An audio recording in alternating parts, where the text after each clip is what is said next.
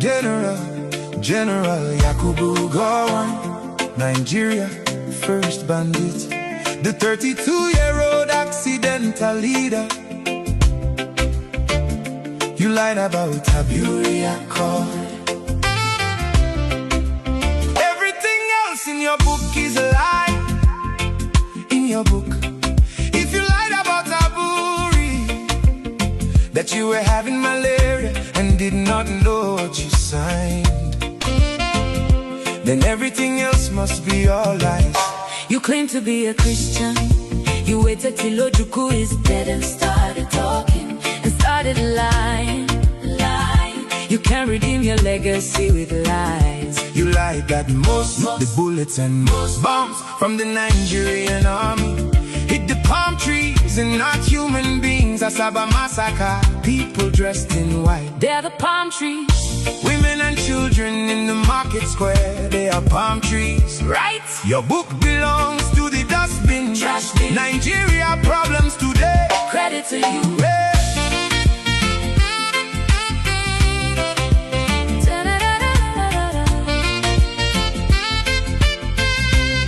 General Yakubu Gowon, you cannot redeem your legacy with lies. Today I told it, you live in Britain. I told it. And not in your one Nigeria that you murdered for.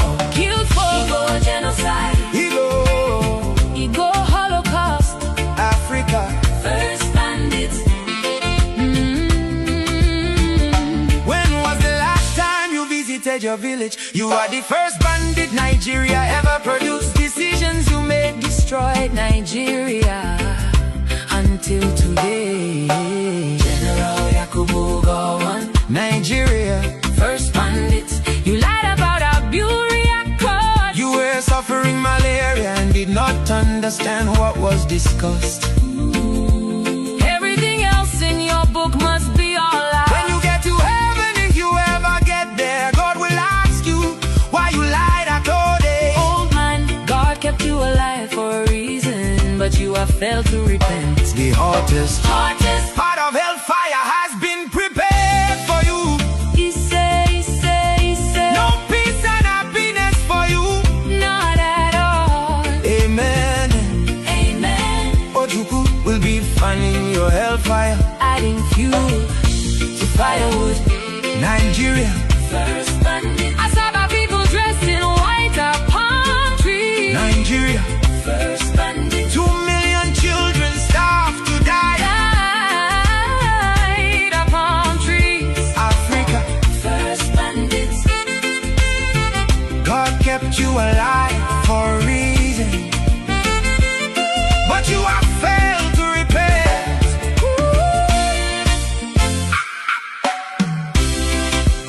General Yakubu Gowon, You cannot redeem your legacy with lies. Ojukwu will be fanning your hellfire, adding fuel to firewood. Asaba people, Palm trees. Nigeria, First bandits. you will live to see Nigeria separates. Spirit of 2 million children starved to death. At work. our palm trees. Aburi Accord malaria. Africa first bandits. Read my lips, Ibos must be free worldwide before your eyes. Amen. Amen. Amen. Amen.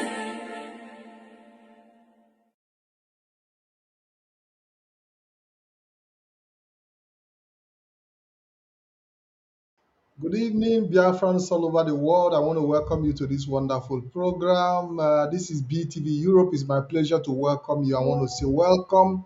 As you can see, we had a little delay in transmission as a result of issues that needed to be resolved in-house. But we are here now. We would like to apologize for that 30 minutes delay. But notwithstanding, we are here now today, and we'll be coming to you from all platforms as usual. We have our Rapture Media, IPOB Rapture Media extension. We have the IPOB Rapture Media We have the Radio Biafra Live and also Twitter. We have our BTV Europe Live. We have our Telegram Live and so many other transmitting platforms. You know that anytime we transmit, we make sure that we reach out to so many platforms, connecting them and making sure that we're able to get a more vast audience globally, because it's important that we continue to do our due diligence in making sure that Biafrans tune in to our program. And today we will be looking back to the broadcast of the head of Directorate of State, Mazi Chike Doziem, and the template of IPOB institutionalization. We'll be discussing that in a few moments. And I believe that the flyer is all over the place. A lot of people have been trying to get in touch to get more inquiries as regards to today's program. And we are here to clear your doubt and make sure that we'll continue to shape the way we see our struggle. We shall be looking at the entire institutionalization process. Please, if you are not, if you're on the background, please mute because there is an interference.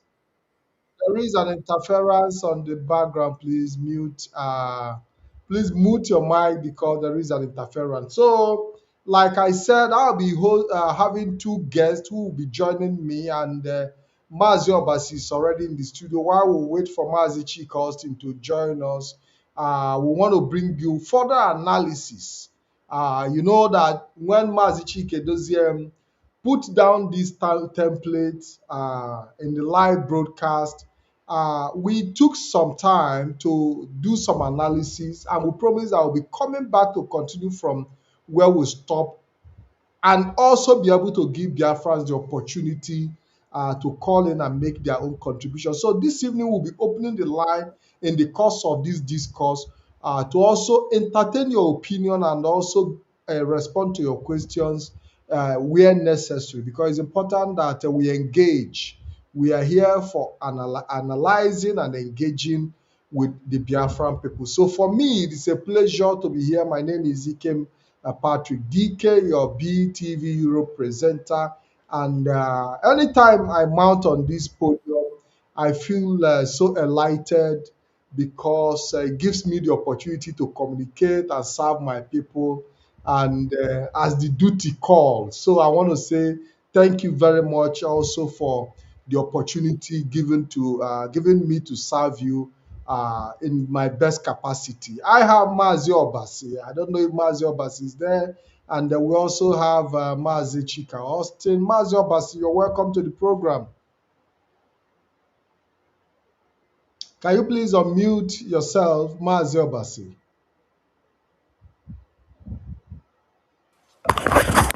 Yes, Ndewo Mazi.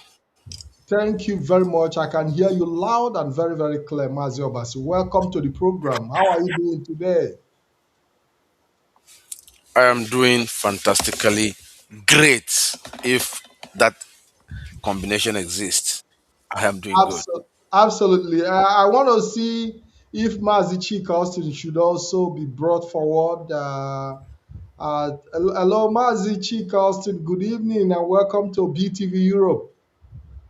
Yeah, Mazis, thanks so much. Thanks so much for my location. Thanks so much.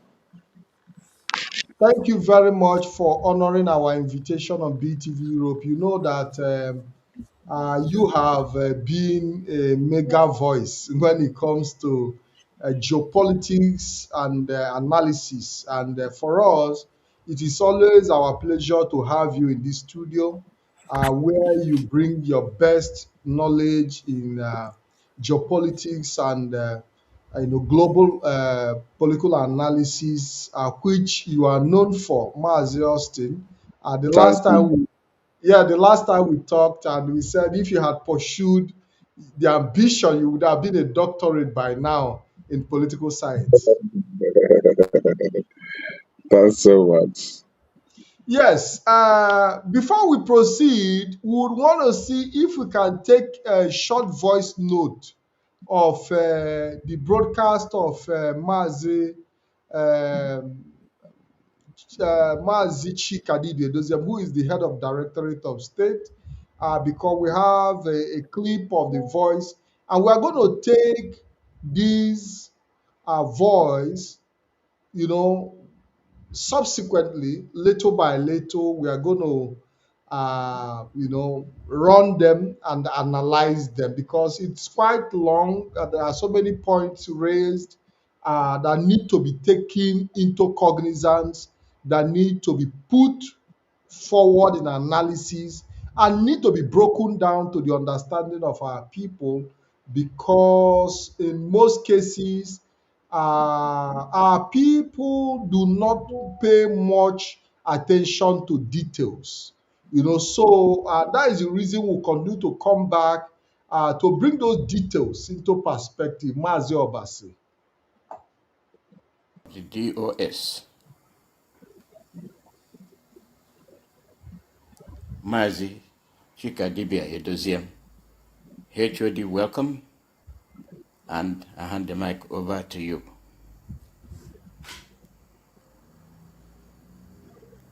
Full membership code of allegiance, which came into effect on the 28th of July 2018.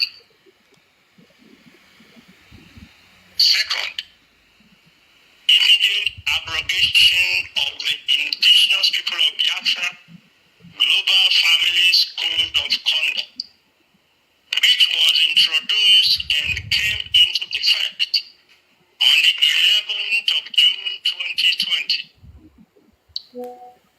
It is important for Biafrans to understand that the now defunct or abrogated IPOB Code of Conduct and the Oath of Allegiance were prepared and approved by the Directorate of State as evidence at the bottom of the Code of Conduct with the official stamp of the Directorate of State. It is the same DOS that has therefore during its deliberation on May 30th, 2026 abrogated Our technical director, can you please just put a pause? previously formulated Let me take. Can you just put a pause a little, in please? the institution. Because it's important that we look at the old code of conduct, which have become defunct now, Mazi Obasi, and we know that it is this same Directorate of State that you know organize and set up that code of conduct. So let us start by asking, by the abolition of the former code of conduct, we have to look at the right to the abolition because considering that they wrote the former code of conduct. Mazi Obasi, can you please unmute because I'm putting this question to you, and the question will still go to Mazi Chika Austin too, because it's important that we put it into perspective. Uh, Mazi Obasi, are you there? Can you please unmute? I'm putting this question to Yes, sir. you. Yes, the abolition of the former code of conduct, because many people will say, how can you abolish code of conduct? Uh, does this Directorate of State have that right to abolish the former code of conduct, considering the fact that they too were the one who established the same code of conduct in the first place? Thank you, Mazi. And I greet Biafrans and all our listeners and viewers, home and abroad. Yes, to your question, we have had this conversation before on long before this announcement, and I alluded to it in our previous program, which was the first analysis we did. And that is the fact that The argument I have always made is that it is the DOS who created the code of conduct. If you look at the last paragraph of the introduction, it talks to you about the apex leadership who have come together and deem it necessary to bring about that code of conduct. And again, we now see Mazi Chikadibie Doziem, the head of Directorate of State, making reference to the fact that they, as a body, were the ones who created the first code of conduct in the first place. And why was it important that he had to make that reference? It was important because you need to understand that he who has the power to create has the power to destroy. He who has the power to make can unmake. It is like using a particular key to lock your door. You need the same key to unlock it. Any other key you try to use is not going to happen unless you violate certain rules. When you use master key, is a violation of the rule of the original key that was used. So in answering your question, I would say yes, they have the power, they have the right, they have the authority to abolish the first code of conduct because they created it in the first place. And it's as simple as that. Ndio Mazi. Thank you very much. Mazi Chiko, so what is your take on the legality behind the DOS abolition of the former code of conduct? Okay, thanks so much. Thanks once again for having me on this platform. Um, Honestly speaking, I would respond to it from not really on the legal perspective because I'm not a legal expert, but as an analyst and one who has a relative understanding of social events, I will make my submission on that premise. First of all, I wouldn't use the word or agree to an extent with the usage of the term abolition. Rather, we prefer to use the word abrogation because it is more, you know, fixed and more compatible to say that what was done was to abrogate, which, looking at it from a peripheral legal understanding, gives them that power to do so. First of all, let us understand that that particular code of conduct was drafted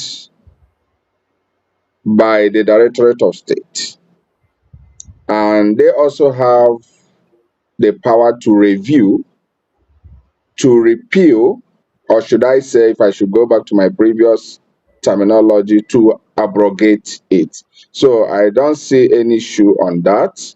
And also, on a moral context, the essence of reviewing a charter, reviewing a law, is to have the succeeding law to be compatible with the present reality.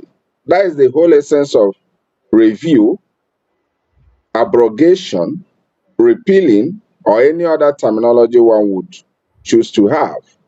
Is to, because every day we experience evolution, social evolution, we experience social change. And for every society, every movement, every country, every group to be relevant, they must be very technical to understand the science, the social science of dynamics, the changes, evolution. So I believe, based on the reality on the ground, coupled with complex situations, socio-political situation, what the Directorate of State did was a fantastic, and it also falls within the limelight of legal understanding and by extension moral understanding. Yes, that's that is quite deep, Mazi Austin, because you've just cited uh, the ability to be able to readjust to constant realities. When you talk about these constant realities, do you think that people really understand the reality? Let's say, do you think that majority of our people understand the reality of our situation today, uh, that have led to the decision uh, of the leadership of IPOB to readjust itself in pursuant to institutionalization project that IPOB is pursuing? Do you think that many people still understand the reality of this moment? Well, I think the responsibility of understanding the reality of the moment does not solely lie on the people. If we must be frank, leadership is the essence of leadership is for you to, after holistic analysis, have a framework which might come in form of actions, policy, and what have you. Then being able to communicate to the people. You don't expect the people, the essence of having one or two persons under the block of leadership is for those people to have the acumen, the mental strength to foresee and foresaw and guide the people through policy framework, not only initiating policy, also having the ability to break down the essence of that policy to the common people. You do not, it is unfair social justice for one to expect the followership to have the same understanding of event with leadership. It has never happened in any part of the world. So it is the responsibility of the leadership to be proactive, to initiate policies, to initiate actions that are, you know, configured towards the survival of the society, the entity or the movement, as the case may be.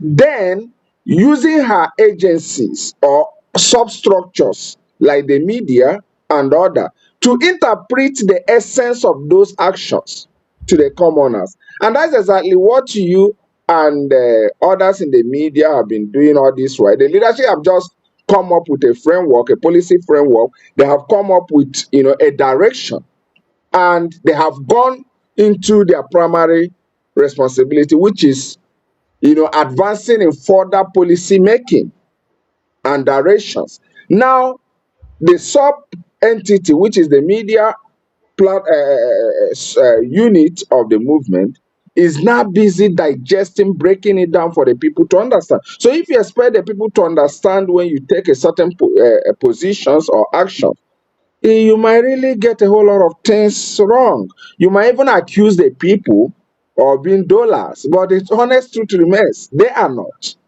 You have the responsibility to initiate a policy, then transfer the interpretation, the simplification of that policy to other adjoint of the institution, whether you call it media arms or whatever, to properly digest it to the common people. And that is amazing work you and others are really doing, Master Patrick. Beautiful. Mazio Basi, are you there? Can you please unmute and come forward? Because we want to look at holistically the need, like Mazi Austin said, the need to communicate policy to the people. As it stands today, Mazi Obasi, the question goes to you. We have seen a lot of people who are still filled with the sentiment of, the old order, and it is quite difficult for them to easily adapt to the new order, because when you talk about institutionalization, there are people who see it as the leadership trying to abrogate power to themselves, or possibly try to like undermine the power that, or that influence they have been under for a very long time. How do the leadership of IPOB, the Directorate of State, uh, help our people, especially people who still have this sentiment, understand that the project is for a longer future, a sustainable future, and not a short-term, project.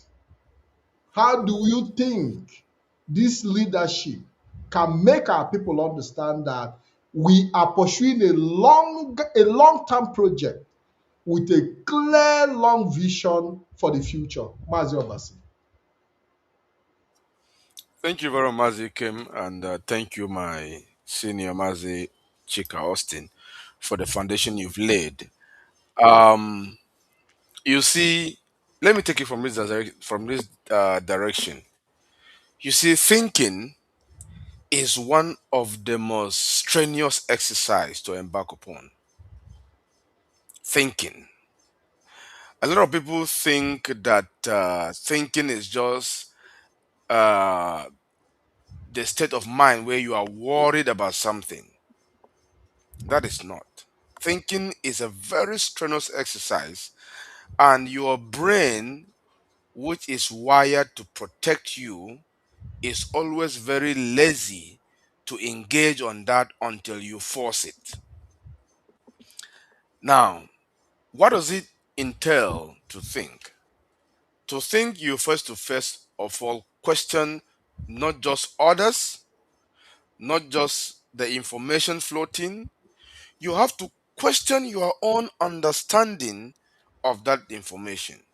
You have to question your own conclusion, and you have to create within yourself two or three opposing characters that will battle between themselves, question back and forth, and be able to arrive at a conclusion that is neither of your own immediate making nor just of what you are fed, but rather as a result of the back and forth within your own self, questioning your own reality, questioning your own conclusion, questioning your assumptions, questioning your belief. Now, how many of the public, how much of the public do you think have the luxury of engaging in these activities? Very few. A lot of things have hindered us from this exercise. And that is why people resort to either asking others or resort to emotion. Then that is where we come in. That is why I have to make reference to what Master Austin said, that it is the duty of the leadership and the other arms, or the other sub arms of the leadership, to break it down and explain to the people so they will be able to understand. So at this stage, despite the ability to think by some people, despite our ability as a media people to communicate this, we also have people divided in two categories, or even three. But let me deal with the two. We have people who are fanatics, who are fans. We have people who are followers. Fans and followers are not the same. They function differently, they respond differently, and they reason differently. Followers are those who are thinkers, who understand the things they must accept and the things they shouldn't accept. Fans are those who like your person, like how you talk. Oh, this man, Magic Olsen, is thick and tall. I like his color. I like the way he talks. I like the terms he use. I like this. I just like the way he talks. I just like his kind of person. That is why you see in any situation where fanaticism is the foundation of the membership, such as sports, fans are willing to defend the wrongdoings of their team, of their club, to death. They will never resort to the reality of the rules of the game. So, do we still have fans for fanatics or people who just like Chikedozium, people who just like Tina Sawonru? Yes, we have those people. Do we still have people who just like our former leader? Yes, there are people like that. So sometimes their responses comes from that backdrop, from that foundation. So in all, how do we expect the people to respond? Do we think should we blame the people who are responding differently or who are reacting? We don't blame them much. We have to understand that they are not in the same WhatsApp group. Let me use that word, quote and unquote. Some are fans, some are fans, some are, followers, and then very few are actual disciples.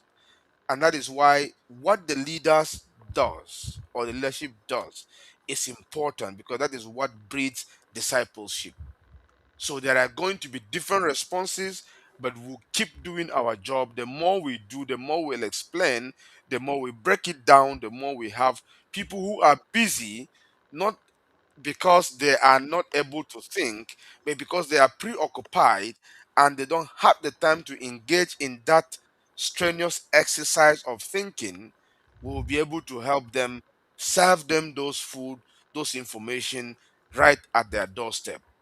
So the better we do our job, the better we have a more understanding followers. Ndewo Mazi. Thank you very much. Before we go back to the actual broadcast, which I would encourage the technical director to get ready to still play some of these clips on my request, on my demand. And Mas Justin, I want to put this question across to you. We've seen in some quarters a kind of little resistance to this change that we are experiencing today.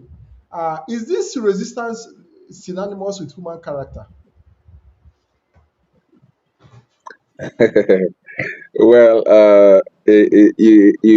I must tell you, you seem to be draining us this evening with a whole lot of social and psychological topics, and I wouldn't want us to really make it much of academical thesis or discourses, as the case may be, but it's important, like you rightly pointed out earlier, that the essence of this program is to really, really inform our people and inform ourselves, as the case may be. The honest truth remains that if you understudy the behavioral disposition of our people, not just on the modern times, talking about, as far as one could go in studying the social behavior of our people, you would agree with me that resistance is part of our social composition.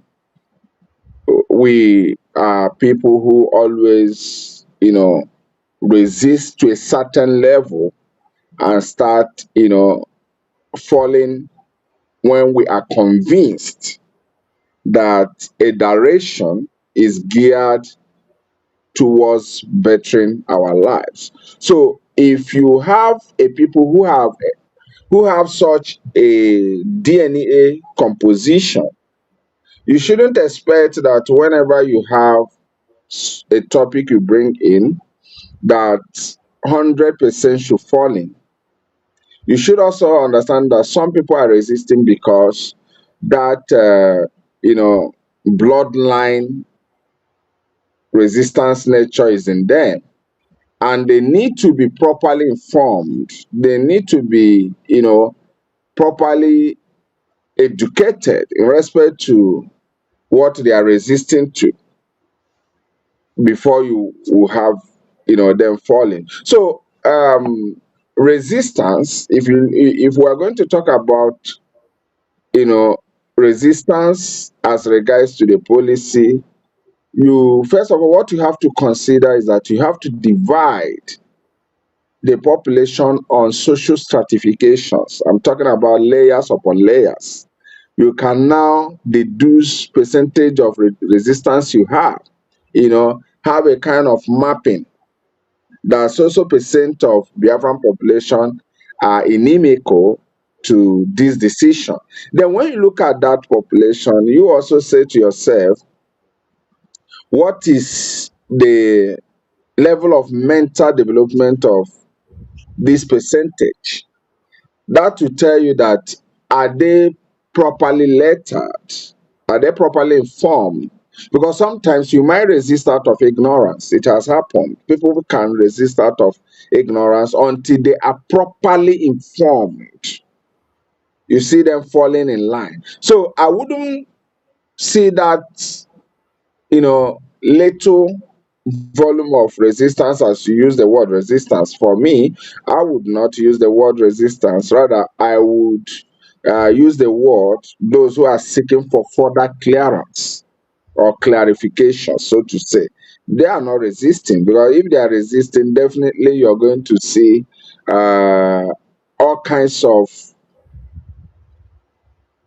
application of force in stopping. But some persons need that simplifications, and that is why I said earlier that whatever be the doubts, there are two factors that can clarify on that. One is the factor of simplifications, or the media experts in this movement interpreting the policy. Then another factor is the factor of time. The factor of time neither falls within our control. It is a natural sequence that as time progresses, people are going to get convinced. Let me give you a clear instance. You see, when leadership was antithetical to the rampaging in our land, the autopilot criminality, some people also resisted. Some people were also inimical. Some people were not happy. But when the science of time played in, at a time, people began to say, oh, we are sorry for ever opposing your move. We are sorry for ever resisting. I'm going by your word. But today, they are beginning to see that we can only have a developed Biafran land when we maintain a level of security in the land, a level of social placidity, than setting the land on fire. At the earlier time, they never understood it. But as the science of time and season played in, people began to say, oh, it's even the best thing these guys did, despite our opposition. So you need to, what you call resistance, I call them those who are waiting for clarifications. And there's nothing bad about that.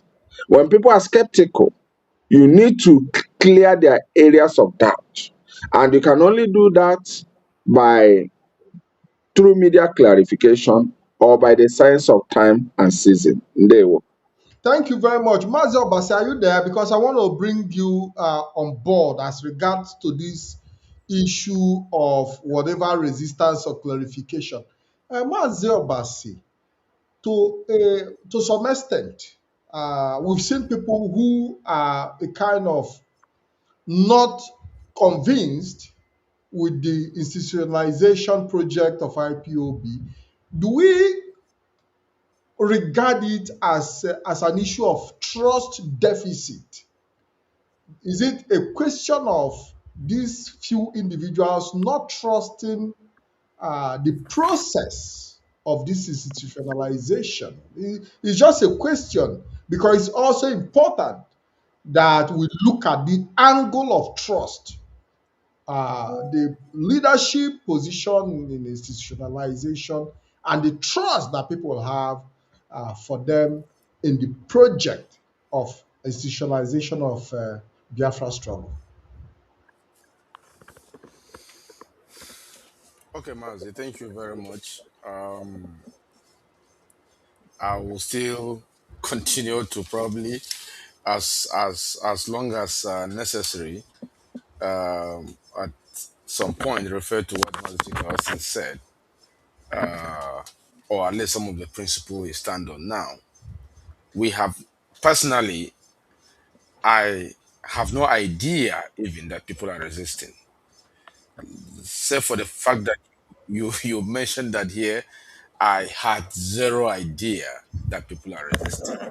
But let me concede that psychologically, um, or social sciences prove that people believe that 60% of the people always believe that others are thinking exactly the way they do. And that will put me in that 60% where I think that everybody thinks that this is a wonderful thing and there should not be resistance. So, but if I must pull myself out of that and discuss objectively, I will ask, first of all, for us to be able to conclusively say this is what is going on, we have to be able to know the why and the what. Without that, we will not conclusively determine the resistance and the causes of it. Personally, I am not a lover of the nodders, those who just nod their head, all the time. Whatever you say, they nod. Whatever you say, they nod. I believe nodders sometimes could be people of just, either they are hypocrite or they are just out of fear disguised as respect, or just, you know what, I trust you, whatever you say, that's fine. But you see, trust sometimes is naive the way we use it. Because Mazi Chikedozium is doing everything right today, does not mean I must trust whatever he says, however he says it, and just nod to it. If I do that, I am not helping him to be a better leader. I owe him that duty and responsibility to make sure that I internally question things that the leadership does and says. It is by so doing that I keep them on their toes and ensure that the principle of Ozemena is properly is properly observed. So there are going to be people who resist. There are going to be people who just say yes because they just have to say yes. There are going to be people who understand why they are saying yes. If there is no proper study carried out, we will not be able to understand exactly why they are doing what they are doing. Is it an apathy? Is it a blind acceptance? Is it fear? Is it naivety? We don't know. Or is it a proper understanding on the face of it? Some of us, it's not about being naive, is that immediately the things are being said, they are being presented. We understood them as they are coming. We are digesting them as they are being dished out. There are people like that. There are those who just accept because, you know what, we trust the DOS, we trust Magic Dosium, and they are doing fantastic job. Nothing has happened that is as best as the DOS. Because of that, whatever they say, we accept them. But some of us owe them a duty to keep them on their toe, and that is that we question things and come to the point where we accept because we understand, we accept because they are right, and we criticize because it is in the supreme interest of our collective objective. Not that we criticize just because we want to criticize or because somebody have done something wrong, and because of that we are holding a hammer and whatever we see is a nail. No, we do that because we objectively care about our collective objective. So the people, if there are any who are resisting, I honestly This may not be very constructive to say, but I honestly will believe that these people are not truly an IPB member. They're not truly IPB members. No, Mazi, you Personally, can't. Mazi, you cannot say that they are not. I have, I have made that caveat before I went on, so I can't say conclusively that they are not. But Yes. I are clear enough that there should be skepticism here and there, but resistance, I think, is extreme at this point. But that's my personal opinion, though. Okay, thank you very That's my much. You know, because as the media, our duty is to bring reality on board and also help face reality.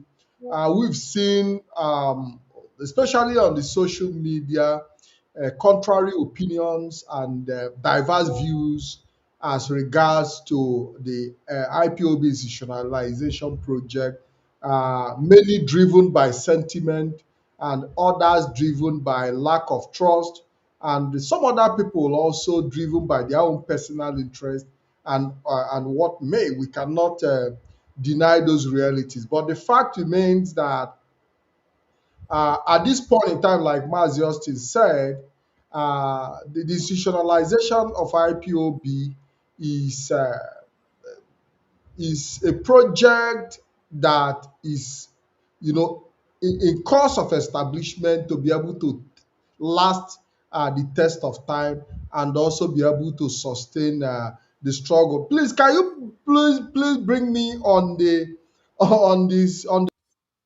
screen because I need to be seeing myself. Thank you very much. Thank you for making those corrections, Mazi. Now, we want to see how we can go back to the clip because it's very, very important at this point that we listen, even though that the voice is a little fainty. I'm finding it difficult to really grasp, maybe because of the noise or maybe because of the way the audio was registered. I don't know if you, Mas Justin, I don't know if you're also facing the same difficulty listening clearly to what the DOS was saying in that clip. But we'll see what we can take from those, from that broadcast, and we analyze it. And I also want to tell our audience that very soon our line will be opening. Our line will be opening for calls to come in because we want to engage. We want to hear your opinion. We also talked about people who have contrary views, which I referred to as resistance earlier. We also want to hear you calling and tell us why institutionalization of IPOB at this point is not a viable option so that we can talk about it if you fall within that group. Then let's see how we can rub minds together and see how we can move things forward because the truth remains that at the end of the day we cannot run away from our shadows and we need to face our shadows and we'll have to face our reality. Let us go back to the clip once again and listen to the points made down. Going on within the global IPOB movement. Second, furthermore, and flowing from the same meeting of May 30th, 2026, and deriving its inherent authority as the apex leadership structure of the indigenous people of Biafra, the Directorate of State of the Indigenous People of Biafra passed and approved a new institutional membership code of allegiance. New Biafran pledge, and the US passed the new of the indigenous people of Biafra. All done in line and in harmony with our institutionalization process, with provisions made in accordance with symbolic policies, rules,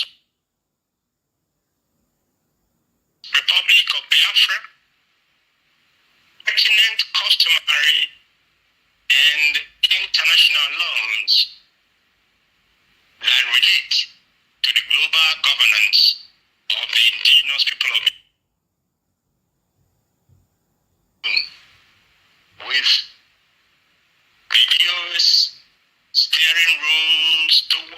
restoration of the sovereignty of the Republic of Biafra. There are key provisions both contained in the new code and also in the new constitution.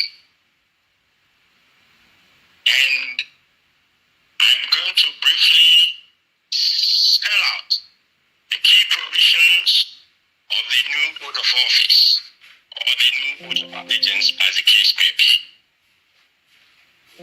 Among the key major provisions is one, allegiance to IPOB, the Biafran people, the indigenous people of Biafra, as led by the Directorate of State. Our allegiance is to our people.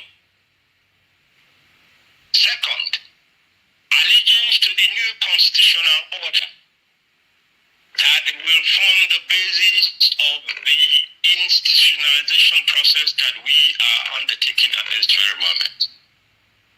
Third, commitment to and defense of the core fundamental principles of IPOB as a freedom movement.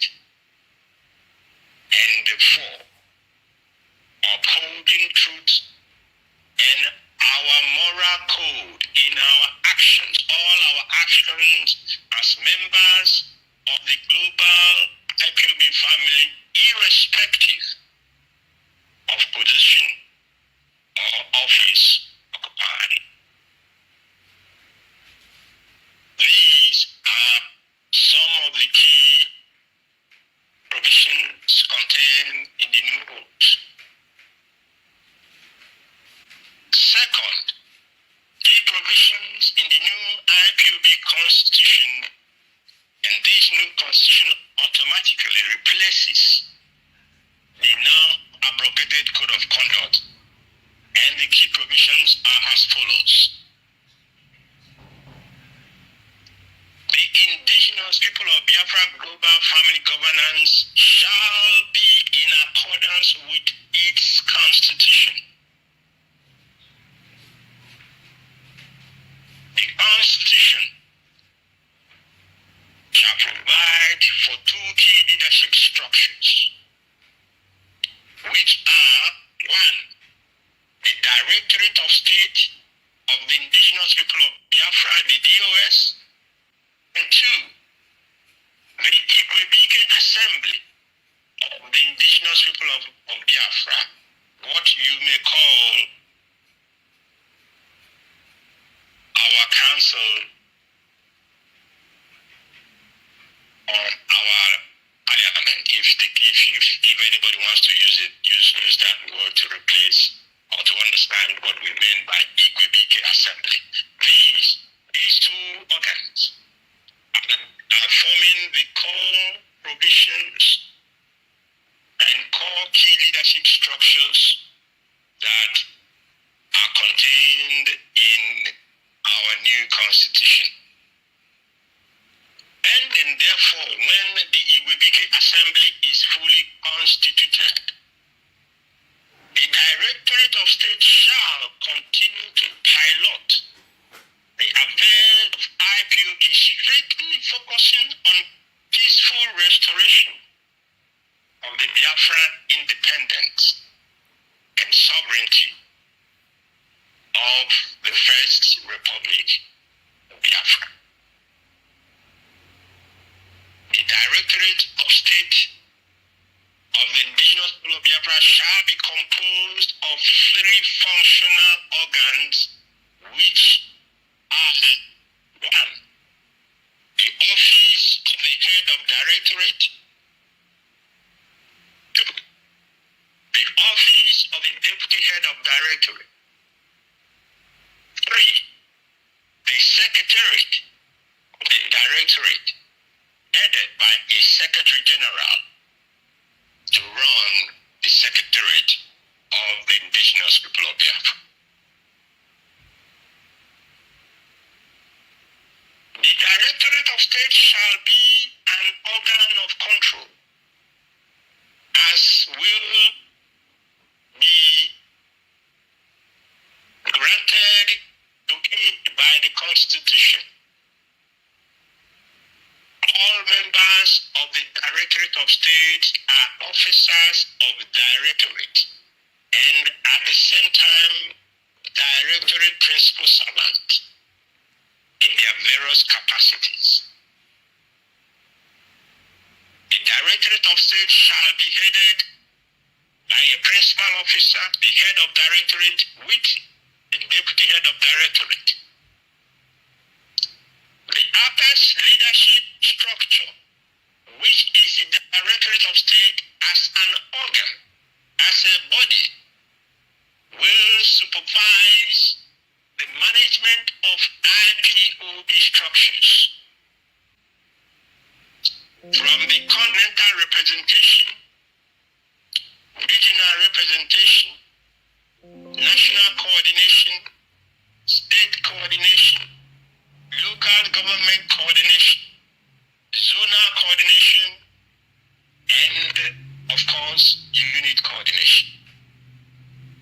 The Directorate, as well as an organ, shall manage the Foreign Affairs and Diplomacy Department, Legal Department, Finance Department, Welfare Department, Media and Communication Department, Security and Intelligence Department, Mobilization Department, Research and Development Department, Education Department, Agriculture Department, the Department of Culture, etc. Through the instrumentality of its respective department heads as enumerated in the Constitution, which is now the ground norm, the guiding document of all our activities as a freedom movement. 4. The Secretariat or the Office of the Secretary General shall be an administrative organ concerned with the appropriation of policies, expertise, and technical issues. The Secretariat shall be headed by a principal officer who shall also be an officer of the Directorate of State. Number 5, or rather number 6, every leadership at all levels of IPOB's institutional structure shall be based on rules of law and order and in accordance with constitutional provisions. Exceptionally, and most importantly, the principle of command and control shall be applied.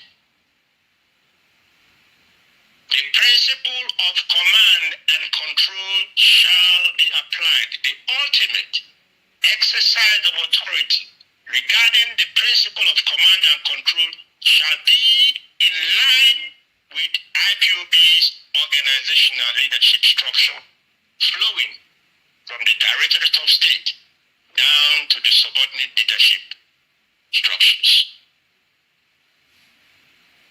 7. IPOB shall in any circumstances uphold the fundamental human rights, protect and maintain our cultural values, and our national ethos as indigenous people of Biafra.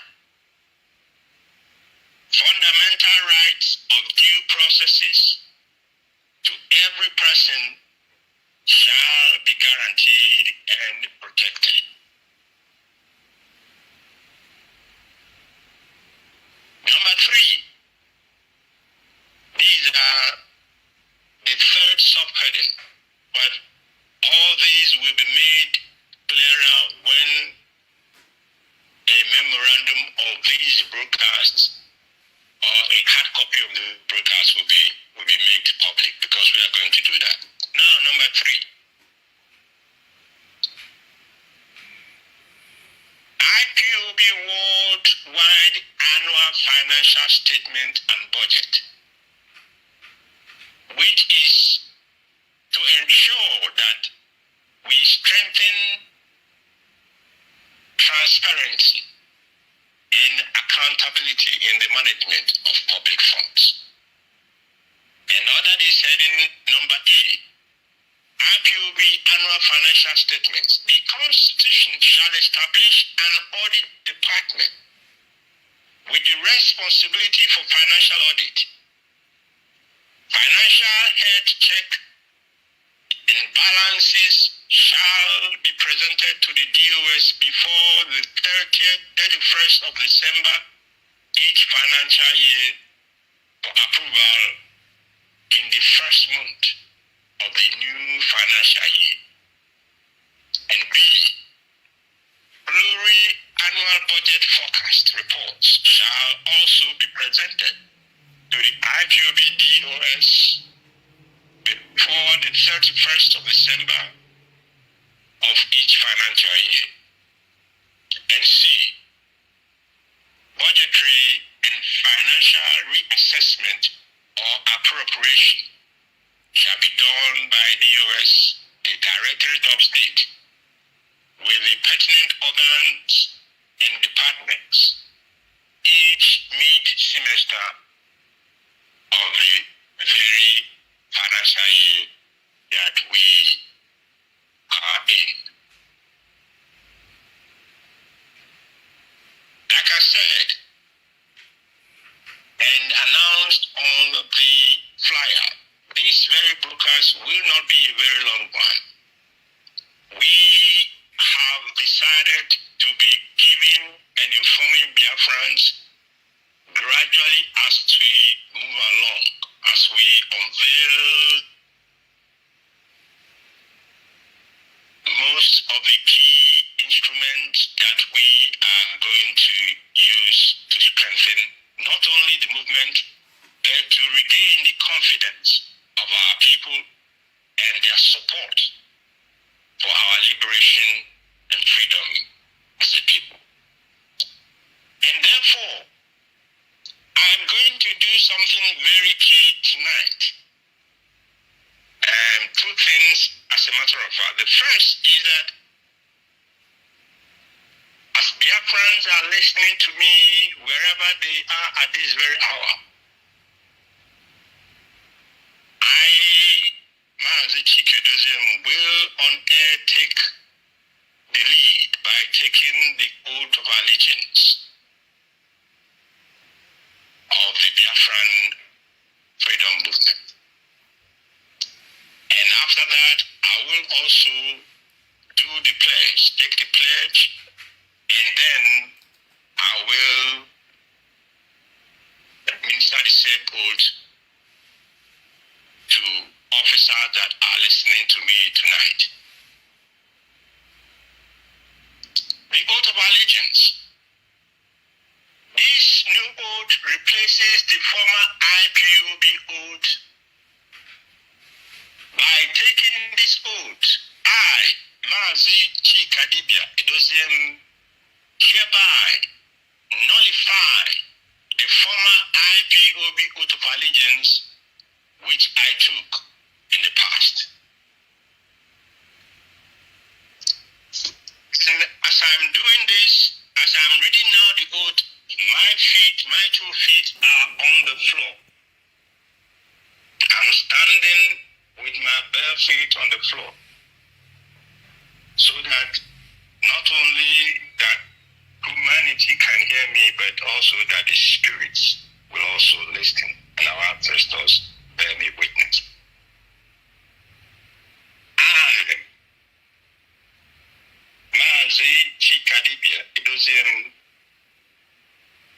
hereby solemnly, sincerely, and voluntarily swear and declare my allegiance to the indigenous people of Biafra, led by the Directorate of State of the Indigenous People of Biafra.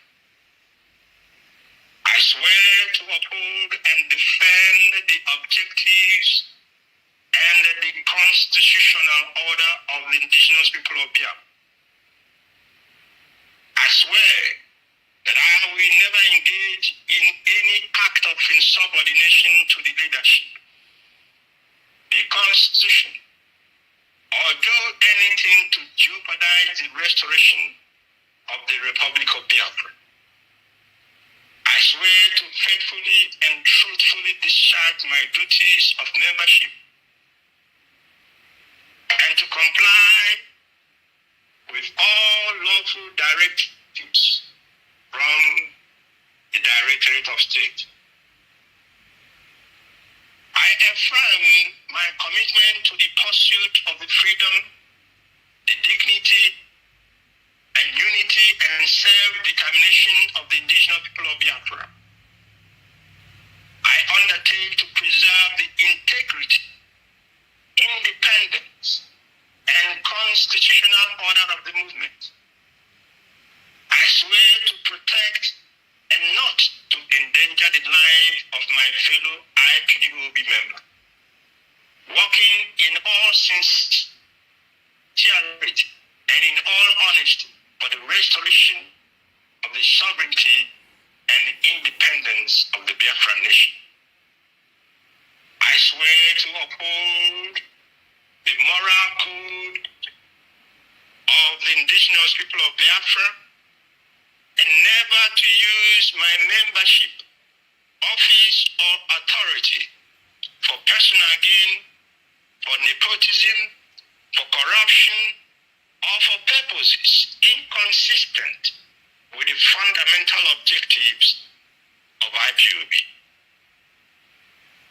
I swear to this oath consciously and voluntarily, accepting the rights, the duties, and responsibilities of membership as enshrined in the Constitution. I swear that if I walk against the freedom of Biafrans, may Chukwu Kikabiyama cut short my life.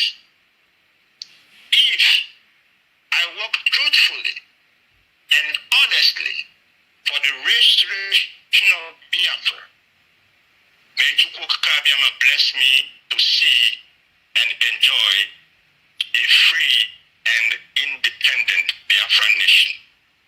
In Chukwu Kikabiyama's name, I swear. He said, he said, he said, he said, now I will go to the Biafran pledge.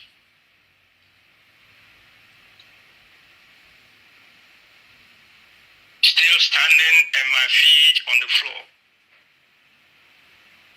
I pledge my allegiance to the indigenous people of Biafra and its institutions led by the Directorate of State, to adhere to the call for the freedom of the motherland, to uphold its patriotic values in truth and honesty, to treasure and defend her sovereignty and dignity from oppression and from enemies, foreign and domestic, to never forget her fallen heroes and heroines who died in defense and love of the motherland.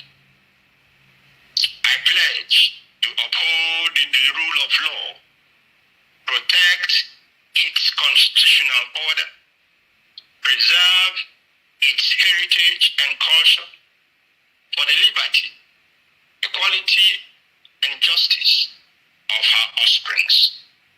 So help me to quote Kabiab. He said, he said, he said, he said.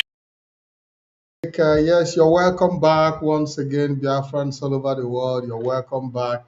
That was the head of Directorate of State, Maazi Chikadibe Doziem, who have laid down the IPOB institutionalization template. And that is the reason we are here today, to be able to try as much as we can to break, because it's very, very huge, very, very huge. Mazi Chika Austin, we saw what he read out, very, very huge. I would say a little complex as well, because the Directorate of State itself has a very huge powers and a huge responsibility. And Mazi Austin, the powers that the Directorate of State have in this in the new institution that is being established, and the responsibility before them. Uh, in your own opinion, in your own candid opinion, how do you evaluate these powers and responsibilities? Well, I must first and for I think I'm coming out clear, 100%. Go ahead. Go ahead. visual and audio. Okay. Um, I must first of all say this as a social scientist. The composition of the DOS is so difficult to undermine. It's so difficult to undermine. Let me give you a two clear instances looking at our pre-colonial society structure, the Biafran pre-colonial society structure, and the modern structure you have, the modern political structure you have in United States. If you look at our pre-colonial societal structure, you would agree with me that the reason why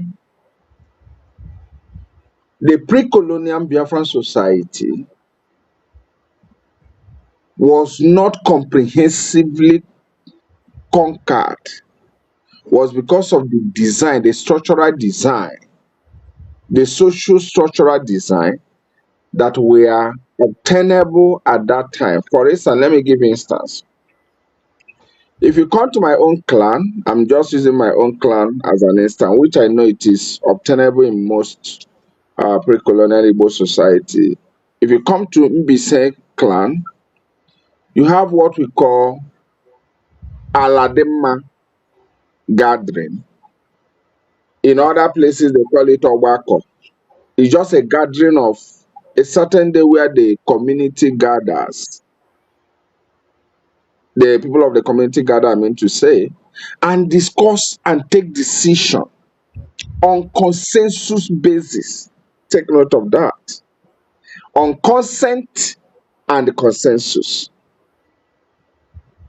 And that was why an individual could not impose decision on pre-colonial Igbo societies.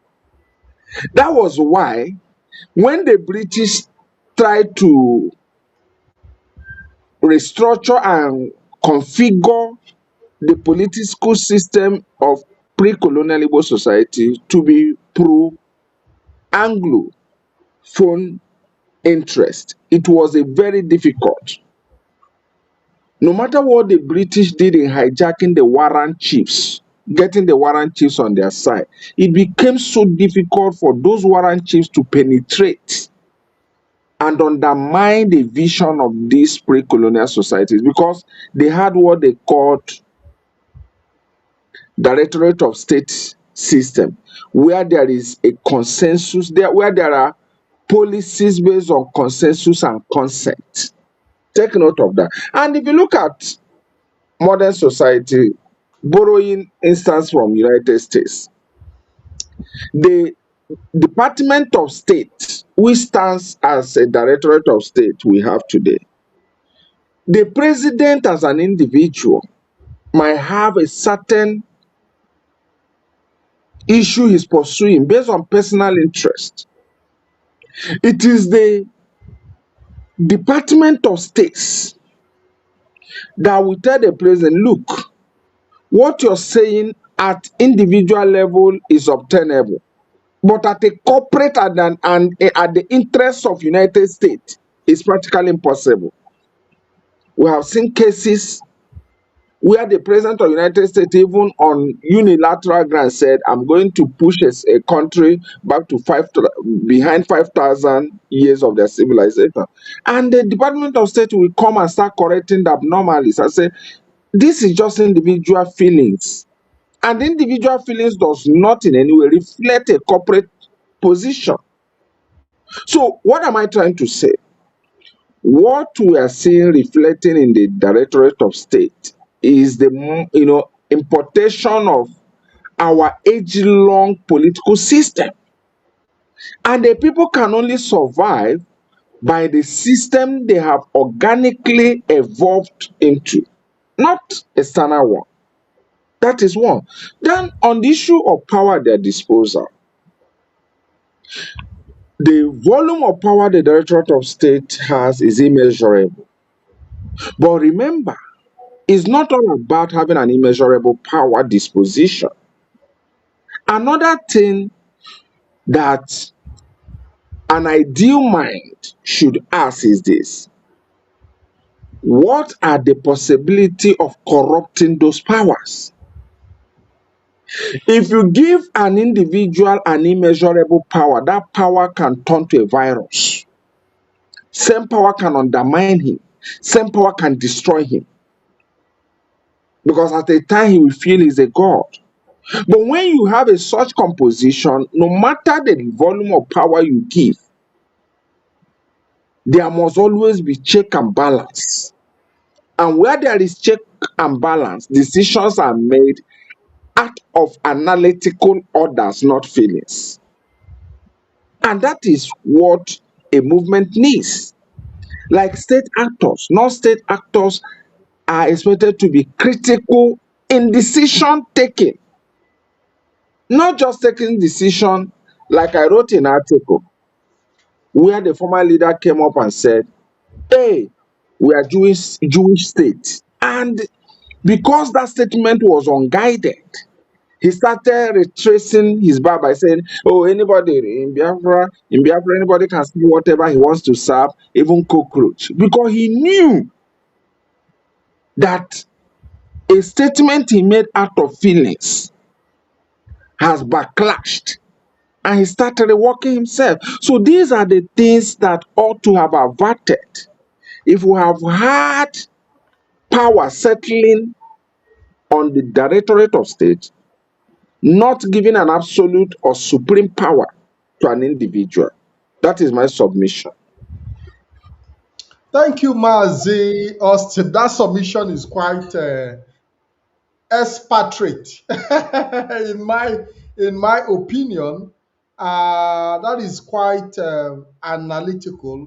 There is something I want to ask Mazi Obasi, if you are standing by. Uh, Mazi Obasi, are you there?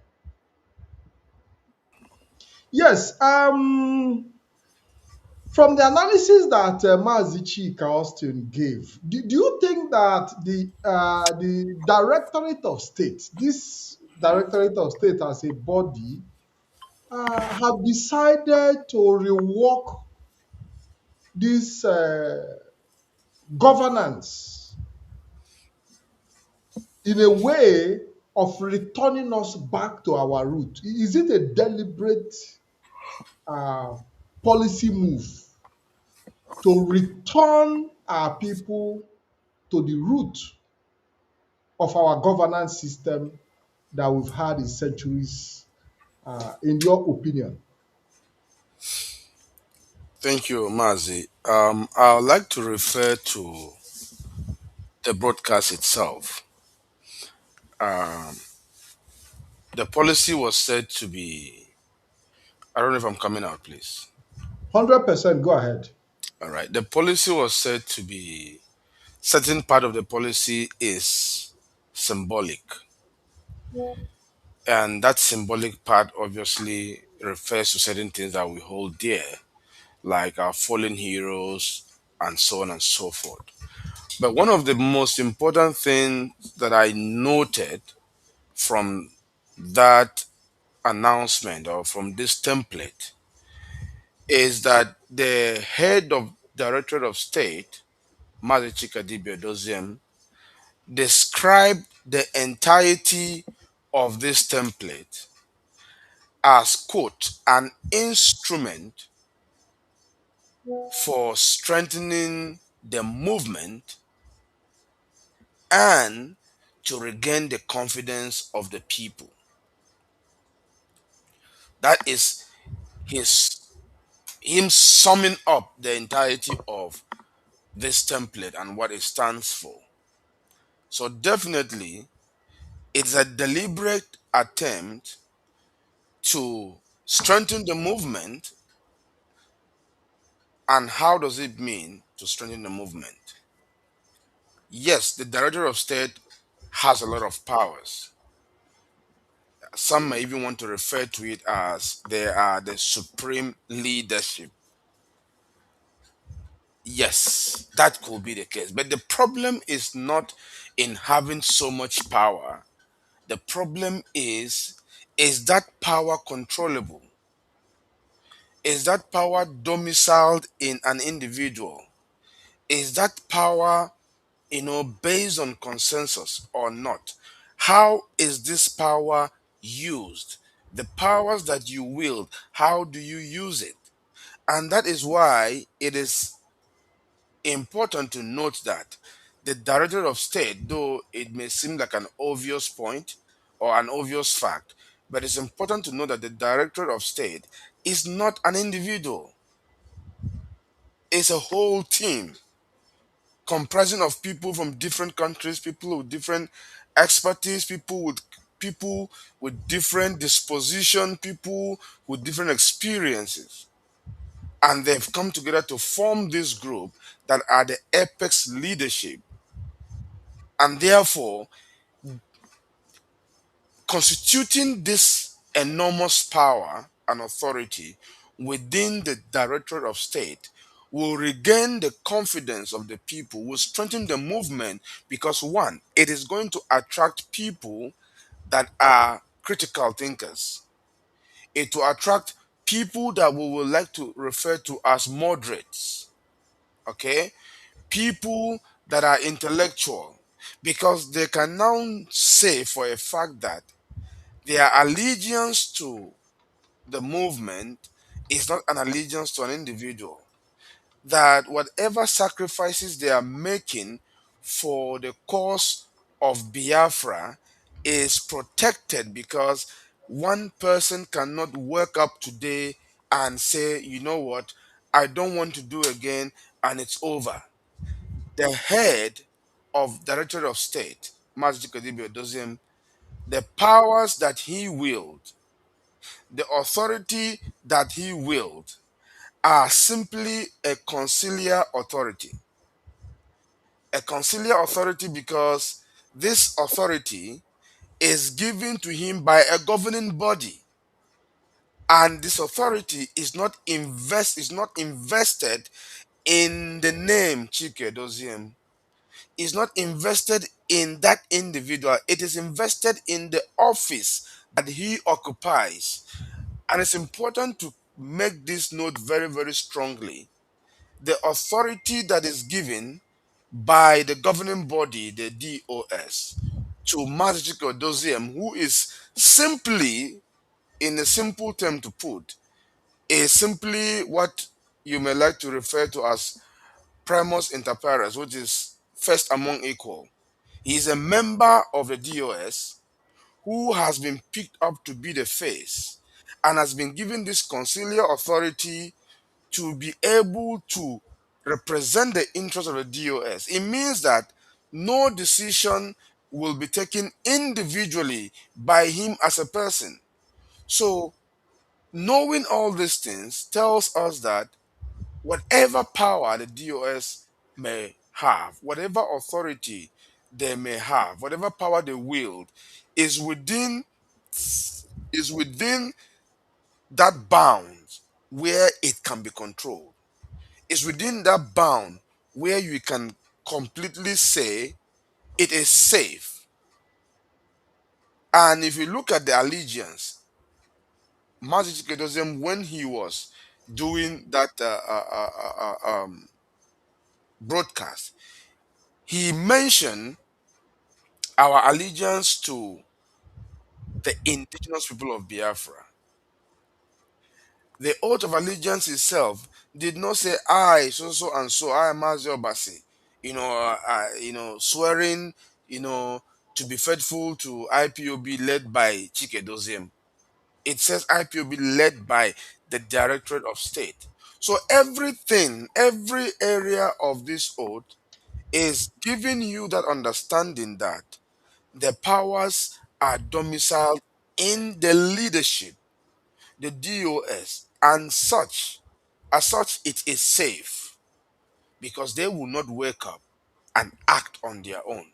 They will always come back to that same round table to have a discussion, to have, to rub mind together before they arrive at any conclusion. There will not be any arbitrary decision or declaration.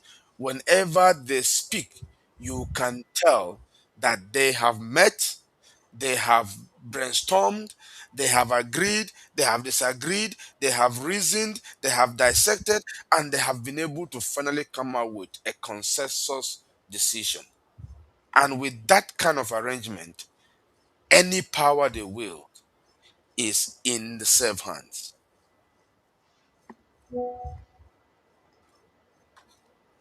Thank you, Mazi Obasi.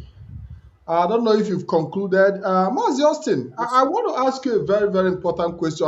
But in the next few minutes, the number will be on the screen +39388 177 9665. We saw different departments that will fall within the constitutional framework, and we've seen also some of the organs, the governing organs that will also fall within this constitutional framework that is still in process. And we understand from the way the institutionalization is being projected. In your opinion, does it match globally accepted governance system? Mazi Justin.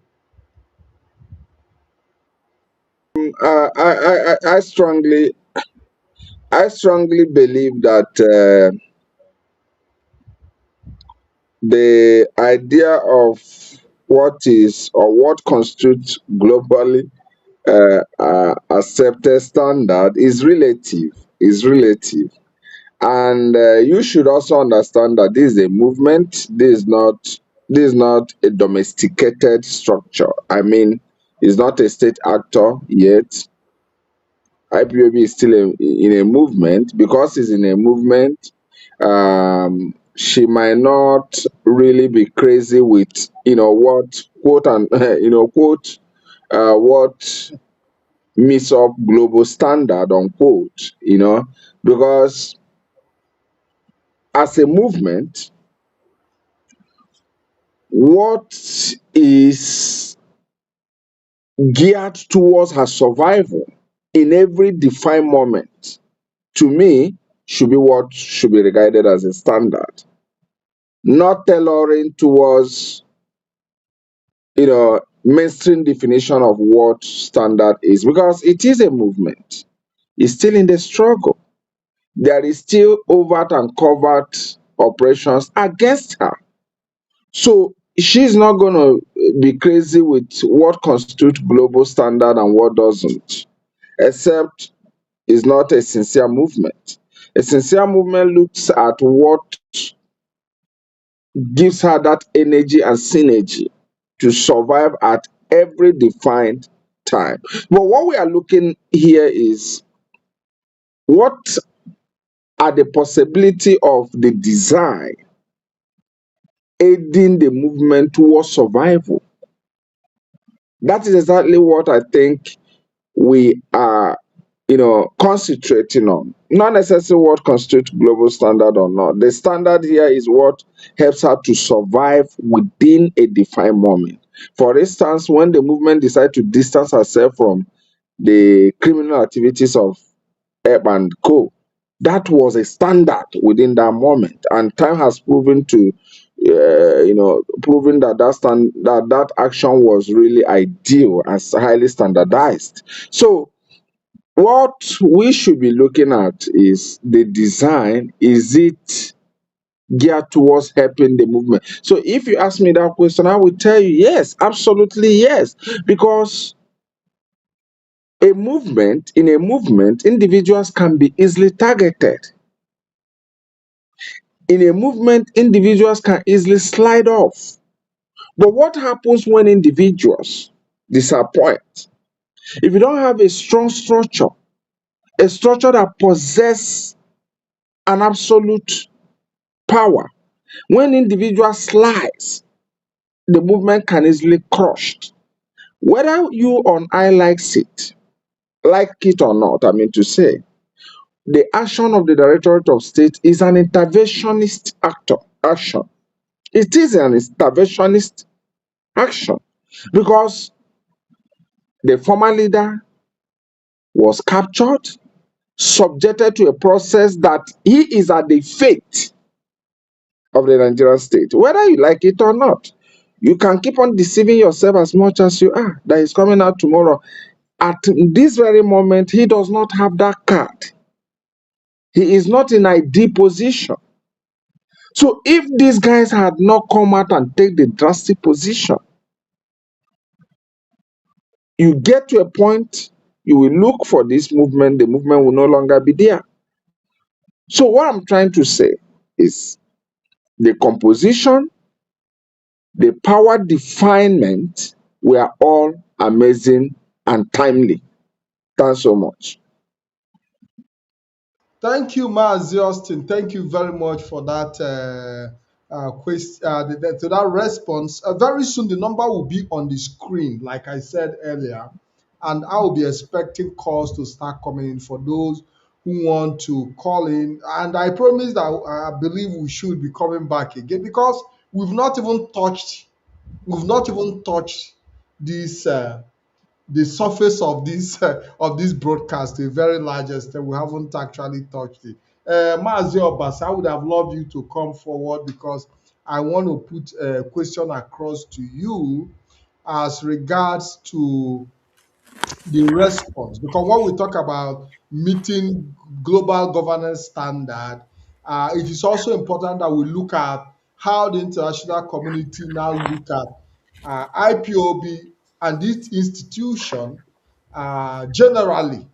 From what we've seen uh, with the template available, in your own position, do you think the world would, looking at the template that IPOB have presented, do you think the world will see IPOB more differently and be taken more seriously this time around? Mazio Basi, over to Thank you. you, Mazi. Thank you, Mazi. Yes,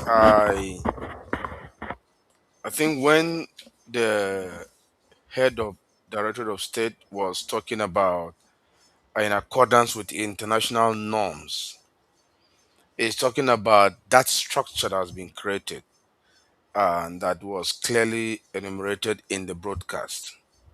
That is the fact that we now have a supreme body, which is the body with the political powers and authority and function, the DOS, the Director of State, and we now have the secretariat, the looking for the right word that we're The using. Secretary General, Yeah, that is the office, but that is the office, that is the Secretariat, of course. yes, yes, yes. Mhm. So so that's to have that as what do you call that? As a kind of But before that, you also have the deputy. You know that the office of the Deputy Directorate of State is also separate I will come there. from, yes. I will come there. I actually have some problem there, so I will bring it to the last. So we have the DOS as the ones with the political function. They handle diplomacy, security, media, communication, education, and so on and so forth. And then we now have the secretariat that is essentially a bureaucratic machinery of the movement. That means that they handle the what you will call the day-to-day, activity of the movement in terms of secretarial, job, and actually use the right term, the secretary general. And I also think that that office also will fall within the diplomacy angle of the struggle as well. From its composition and from the terms that is used, the secretary general, it tells you it is a bureaucratic arm, which means that they handle internal affairs, is the administrative arm of the movement. They will not be engaged in diplomacy from the titling of the office, the secretary, the secretary general. If probably if it was general secretary, maybe it would be a little bit different. But I think that term and title was carefully selected for that purpose. So I believe from how it is presented, it will not be a diplomatic arm. It will be an administrative arm, and that means it has to deal with the internal movement, the bureaucracy, the what happens, who goes here, who go there. The outside thing will be left for the DOS, and the internal thing will be left for the secretariat. Now, and also the inclusion of the Igwebike, okay, when it will finally be constituted. This thing, if you look at the composition of the African Union, the composition of the EU, the composition of even the UN, you discover they run in a similar composition, even though this is even a bit more robust, a bit more complex, and a bit more, I would say, complete in a sense. This indeed conform with the international norms. Now, adding to it what is not listed in this broadcast because it's already an achievement that has been achieved and probably and still ongoing. The fact that there are offices and presence of this movement in certain countries in the world and still counting, put this thing together with this structure, yes, I can say unequivocally that this is in conformity with the international norms, and every agency of the government, every parastatal, every union in the world will be able to look at IPOB now as a more serious organization. They will be able to look at them more now as an institution. They will know that there is a lifespan that is almost endless. They know that when they are dealing with IPOB, one person will not come out tomorrow and decide to just pull out on his own. One person will not come out tomorrow and make a silly statement that is going to, contradict what they have agreed upon. So whatever they agree with IPOB, there is a guarantee of continuity, and that alone, which we can see fully embedded in this template, gives international bodies the confidence to deal with IPOB and to deal with them differently than they used to, and to see them, of course, in a different light. Now, the point I was trying to make on the office of the head of directorate and the deputy is that I do not agree because it was listed as an organ. I do not agree that the office of the Director of State is an organ. I do not agree that the office of a deputy is an organ. The secretariat can be an organ. The Director of State can be an organ. In fact, the Igobika Assembly can be an organ. But the office of Director of State and the office of a deputy, I do not think it qualifies to be referred to as an organ in all terms and purposes. But I also want to So note are you saying the two offices should not run separately? no, no, I am about to say that I do want to acknowledge the importance of it running separately, but I do not believe that they should be referred to as an organ. The reason is that it is an office that is occupied by a person. It is neither, is not like the secretariat or the directorate as it is, which is a DOS. It should be an office, not an organ, because it's listed as an organ, and that is why I'm saying what I'm saying. But it is important to note the significance of it operating separately. What this means, in my understanding, is that the deputy head of directorate is not to be seen as an assistant head of directorate. Is not to be seen as an office that only functions in the absence of the head of directorate. It is now to be seen clearly as an office that has a particular designated responsibility that only that office deals with.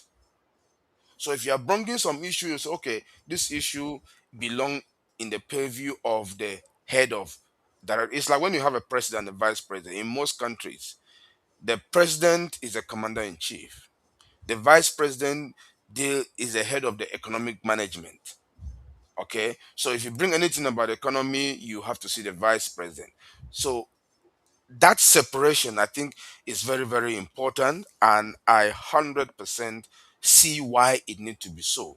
So both offices will be busy, both offices have clear mandate, both offices have clear responsibility, and none will be dormant waiting for the other person. None is an errand boy, none is just there until it's okay, I can't do this, okay, my deputy, please handle this. No, they, as they are separated, it means they have their clear duties, they have their clear responsibilities, and internally as they are working, everybody know where to channel a particular request or complaint to, because they have been separated.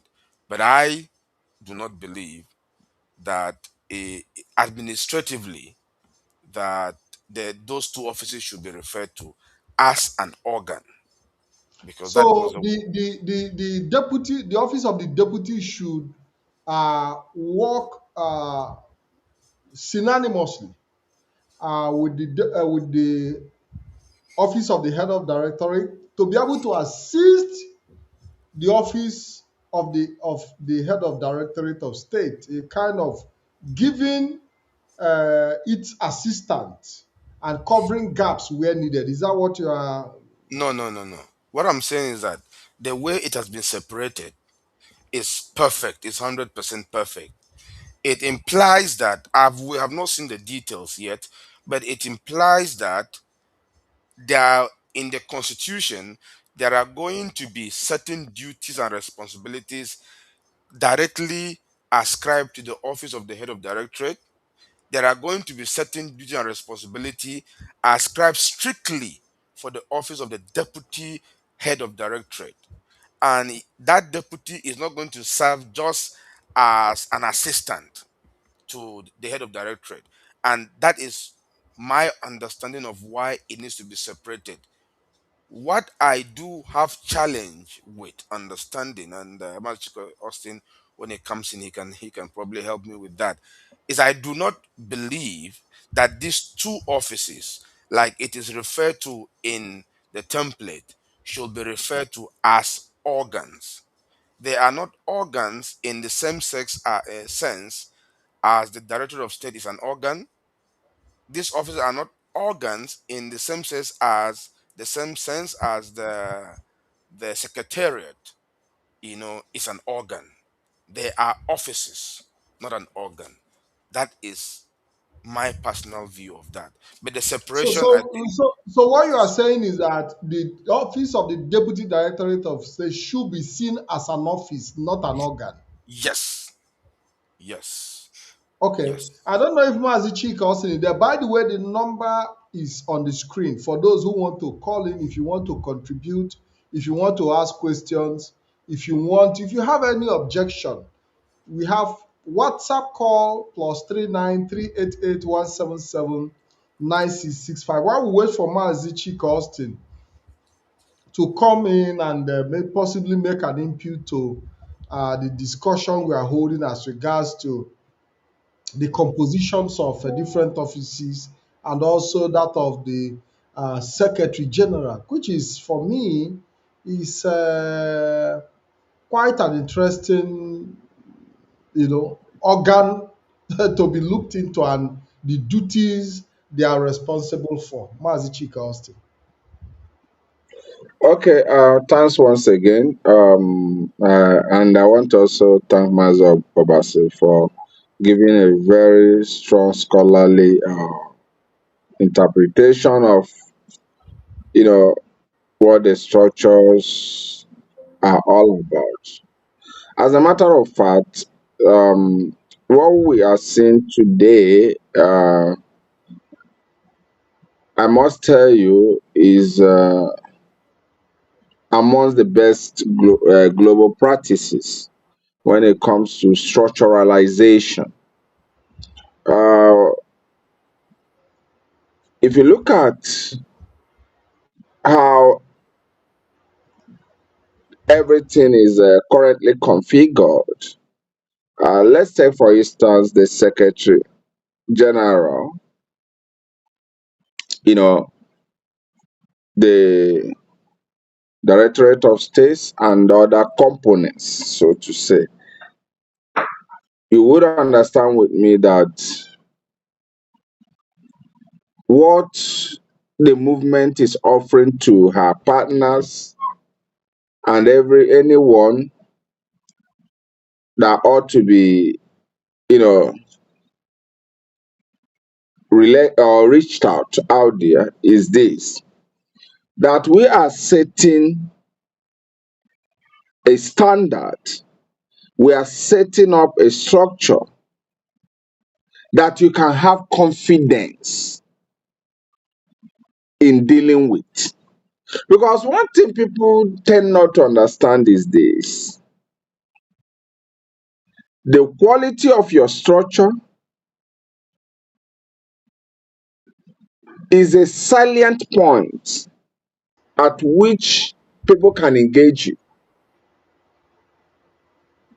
People would not naturally, friends and allies would not naturally want to, entrust their asset. Their present is also an asset to a structure that is incomprehensive, a structure that is too, how will I say, ambiguous. So, what the leadership is letting the world understand is this: that we are real, we are serious, we are ready for a responsible deal.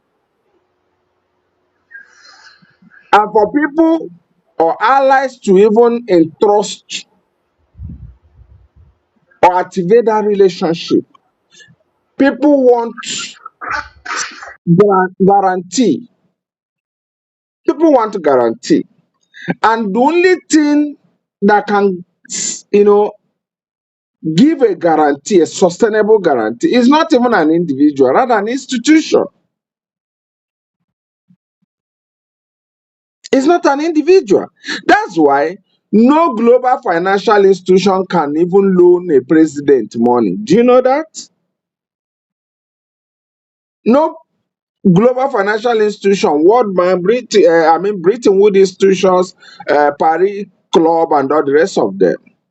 You cannot hear them say, "Oh, we are loaning money to Buhari." No, we are loaning money to Tinubu. They mention we are loaning money to Nigeria. We are loaning money to a country A or country B, because a country is an institution. That is only where you can have a guarantee. A president can come and go. He does not safeguard guarantee. So you must first of all configure towards being attractive to confidence. Take note of that. You must configure yourself to be attractive to friends and allies before you even talk about constructive diplomacy. Because nobody wants to relate with you and you're telling him the guarantee you're giving to him is one individual. And when that individual runs into problem, everything collapses. Nobody does that. So what the leadership is doing is to first of all make a strategic positioning. Because for you to be identified, first of all, you must consider the place of strategic positioning.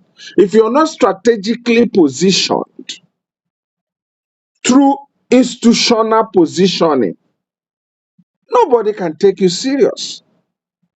You can have the loudest voice. It will just summarily be seen as the voice of a madman or group of mad people. But when you set the institutional template, you become attractive. Countries can share information with you, they can share intelligence, they can share economic benefits, they can share certain level of guidelines because they want to trust institution.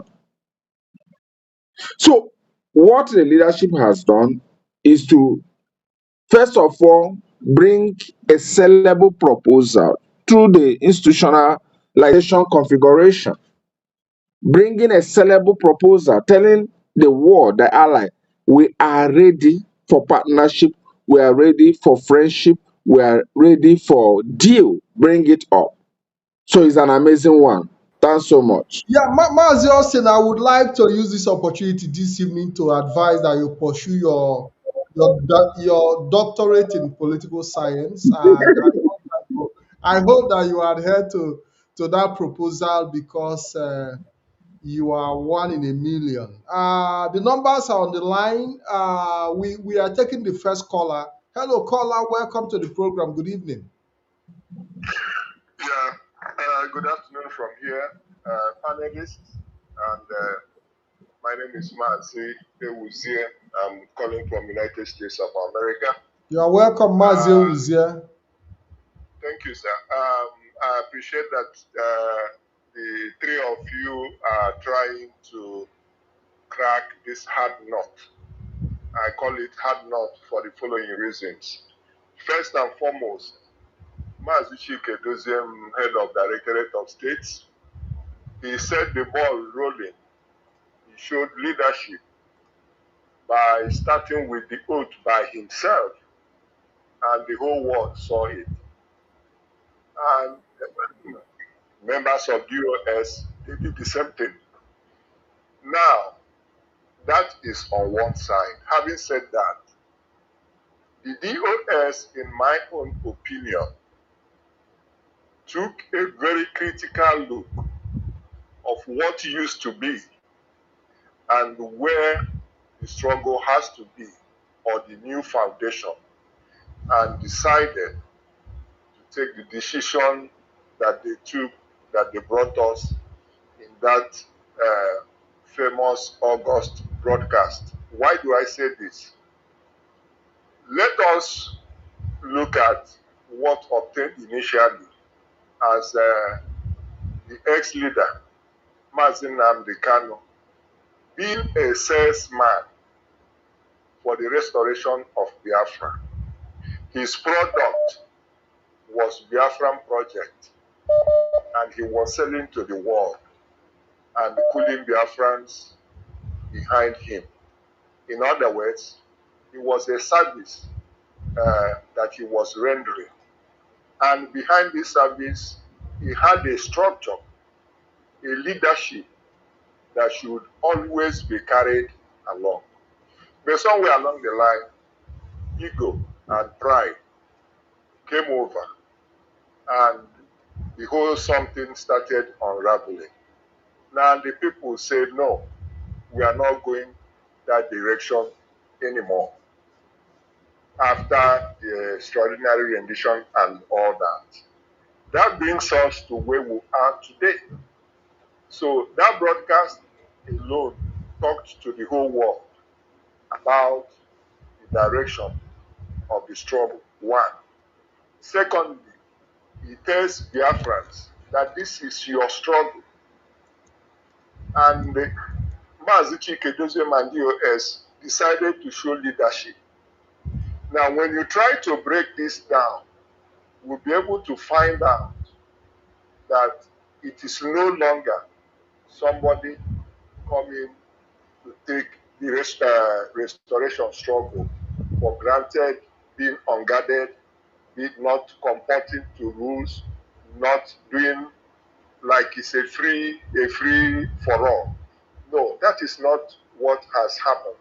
The world now holds like Biafra struggle very serious, more than it used to be. The real challenge will come from Nigerian state because everything that the DOS tried to correct in that broadcast is still we are still working on the modalities. Is everything that is wrong with Nigeria. Everything. Just look at the organogram of Nigeria. Ndị be anyị na-asị n'ofete obe. That is what is happening. So with this structure now, when the modalities are fully out, remember, it started with taking the oath of allegiance. So for you to come on board, you must take that oath. It's before you and God and before you and the sovereign state of Biafra. So that you want to take it and you want to betray that oath. It's not going to happen because now the eyes of the people are open. So in a nutshell, he has led that when you go down to Igwebike, I heard Mazi or Dr. Austin talk about, no, Mazi Obasi was talking about first among equals. And Mazi, Dr. Austin was saying something, I can't place my hand on it. It boils down to the same thing.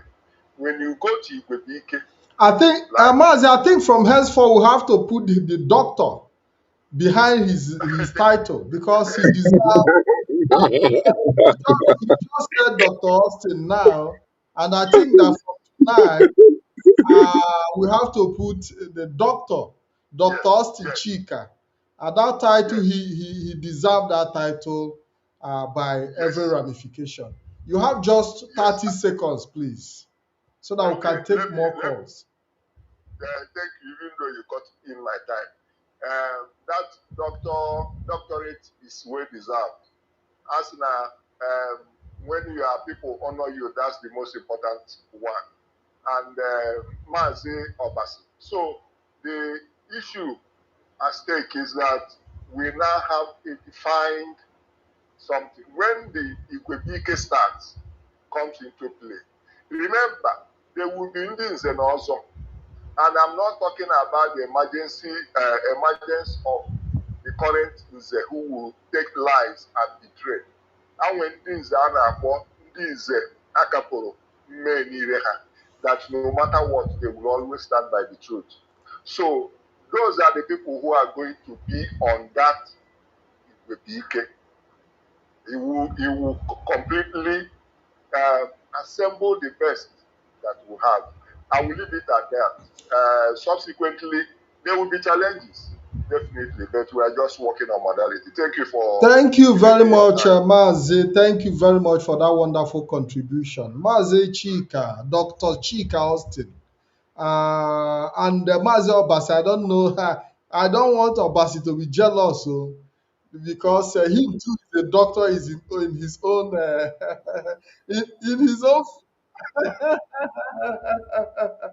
I tell you, no, in fact, I believe that we've been able to bring out the best in you guys this evening because the analysis and your presentations are top notch and deserve appreciation. Calls are coming in. Let's see if we can take the second call that will be able to also make input in the direction of the calls that are coming in. Hello, caller. Welcome to the program. Good evening. This is BTV. Hello, Mazi Patrick Ikem. Good evening. Yes, good evening and It's welcome to the program. Onyeka calling from the UK. Mazio Yeka, you're welcome. Thank you once more for all you are doing. Thank our Dr. Austin Chiga. Yes, well deserved doctorate. In fact, I would even say he deserves Professor of International Diplomacy. Mazi Obasi. The analysis is spot on always. Yeah, I just have a little contribution to make. You see, I thank the head of directorate and the DOS in general, Directorate of State, not Directorate of Sokoto, for how they've piloted this struggle, more especially the master stroke, which happened on the 2nd of August. It was well timed, happened at the right time, for a long time, we've known that the only way for IPOB to face the challenges, not only challenges it has at the moment, but also future challenges, is no other way but to move towards becoming an institution, and a strong institution for that matter. So what happened on that second, clearly shows that we are on the right path by starting to change what was not, good with the oath, because we all know that there is defect in that oath for a long time, but somehow, because of our desire to achieve Biafra, many people kind of overlooked it, So, okay, what a good Biafra, that's what is important to most people at that point, So, but being that things have gone that way, we can go back and start beating ourselves up, because as our people say, and that will, if we start from today to make things better, it's still very, very good in that sense. So it's a good thing that has happened in IPOB, and I'm very grateful to Chukwu Okike Abiyama that sees the heart of men, that allowed the Kenya incident to happen. Because without that Kenya incident, I don't think we will know. Wouldn't have found direction. Exactly. So I always believe in the history of our struggle. I believe Biafra is going to come, in good time. That Kenya incident will be a turning point for this struggle. Whenever the history of this struggle is written, Kenya incident will mark a very important turning point for us, which has made us take this step, which I believe is going to accelerate our move. All the things the panelists have said, is spot on. People will take us more seriously now. People want to enter deal with us. People will. I would rather do a business with an institution than to do a business with one man. And as they always say, two heads are better than one. And an individual having so much power will be corrupted with power, which is what happened to Mazen Nandekan. But when we now move towards the direction we are moving now, leadership becomes a collective thing. You understand? There's a lot of check and balances. Even the Director of State can self-regulate himself, can self-manage his own power. Unlike when you have a power to an individual, you now have to rely on the person's goodwill to control his power, which is not likely to happen. But when you have a group of people, many people working together, they checkmate each other. That is one. And two, putting an additional layer of security by having Igobike is another way of checkmating power. You understand? Yes, Mazi, that the establishment of Igwebike by the same DOS have also shown that the Directorate of State is not just seeking power only to itself. So if the DOS on its own can also establish a mechanism that can checkmate them, it shows you that there is no personal interest in the dealings. Maz, you have 30 seconds to round up so that we can take more Oh, calls. more calls. Okay. Okay. What I will leave with is that with what is written in the Ahara Declaration, whereby power Ojukwu said that the people are supreme, not him being supreme. Because when he was going out during that period between 1968, 67, and 1970, people were calling him Ojukwu power. But he keep on telling them that no, you are the power. I'm just a maker, your servant. I think that is what DOS have done with this direction they've gone to. They've given the people power to say this power belongs to you. The power we have, we are holding it in trust for you, and you have a level of control over it. So the power is to the people, while we are holding that power in trust, and I believe that is the way it should be done. Thank you very much for that wonderful contribution. Thank you very much. Mazi Base, I would like to bring you forward because you know I've been an advocate of global image view. How the global community see IPOB? How does the world see IPOB? And this has been a subject of contest. Just like Dr. Austin said here, uh, in your opinion, I've asked this question earlier and I want to repeat it again. With the template on the table, with the template at our disposal, how does the world see IPOB, Maziopas? I've asked this question before. I want to bring it to you again. If you can take 2 minutes to respond, we'll take the caller that is waiting. Caller, hold on. Okay, Mazi, let me just go quick. First of all, your question, I believe, is a question of identity. The identity I'm referring to is who is an IPOB?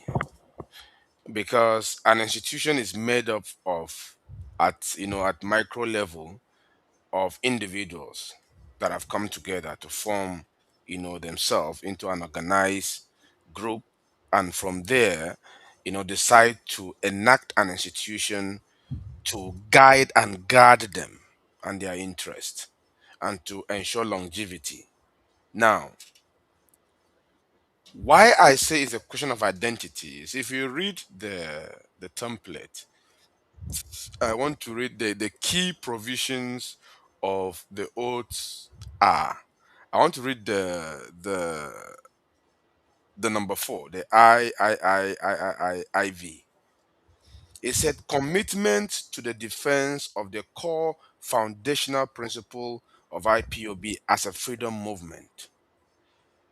I believe this hold a lot of weight in this entire thing. This is the responsibility that you and I and every IPOB member has to ensure that the image that the international community as well as the people next door sees of IPOB is not only in the document we've presented. Ka anyị ghara ịbụ ndị okwezo eme ọzọ. What is that core principle of IPOB as a movement? That core principle is that we believe in peaceful agitation.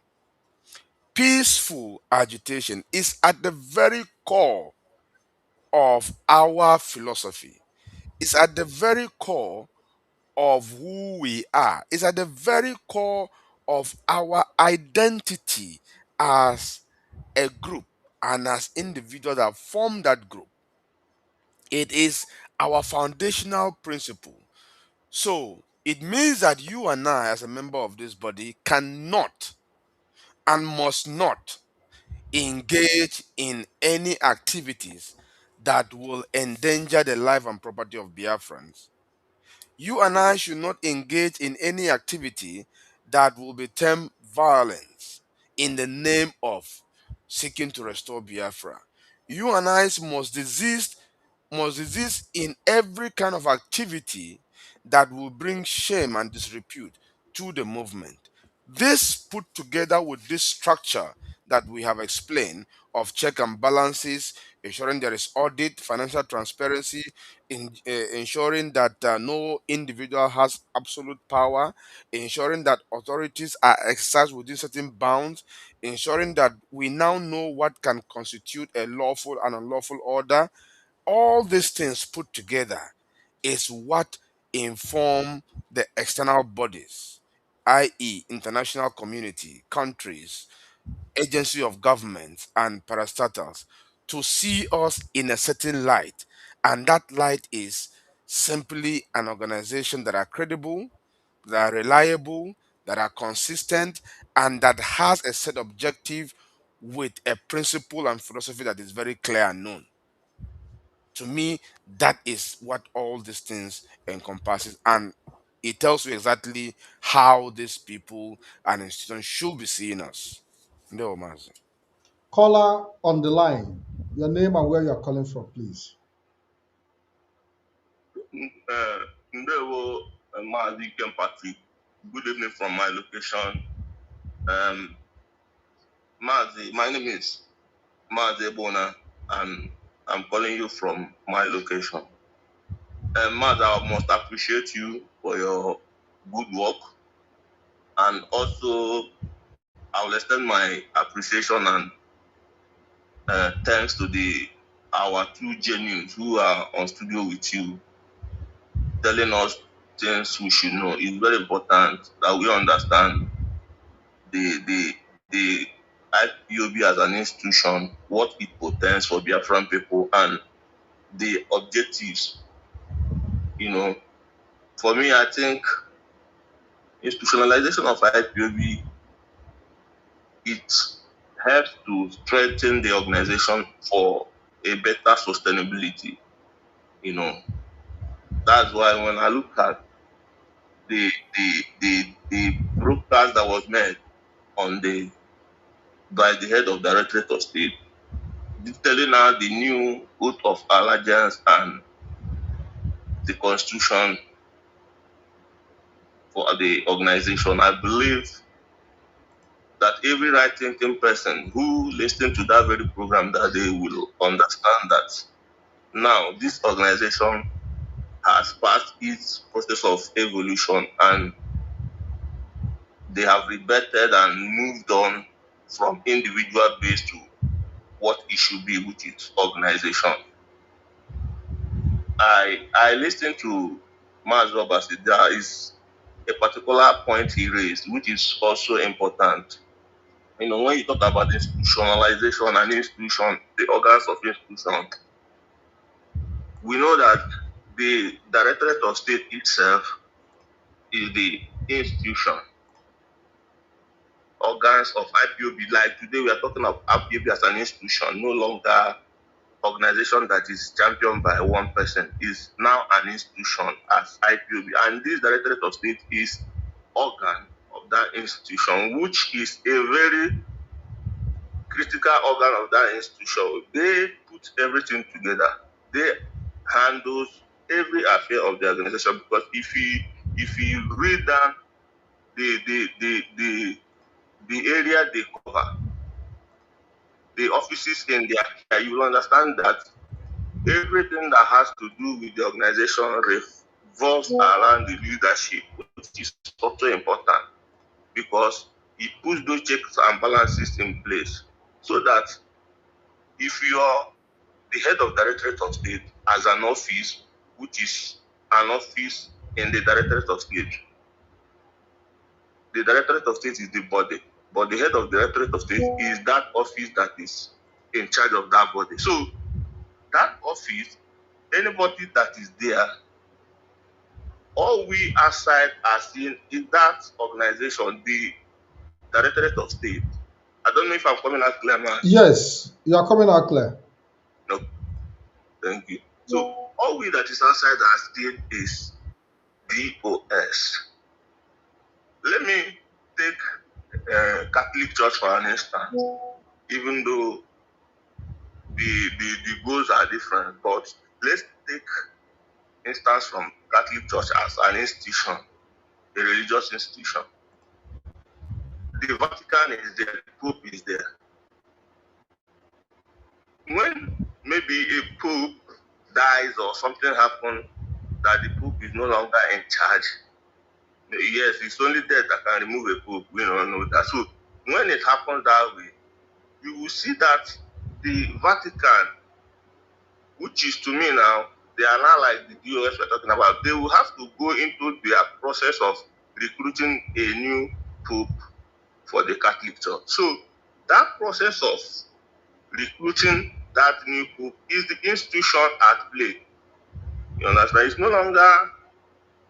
longer about somebody coming out to make a proclamation. I want you to be this and you're that. Already know.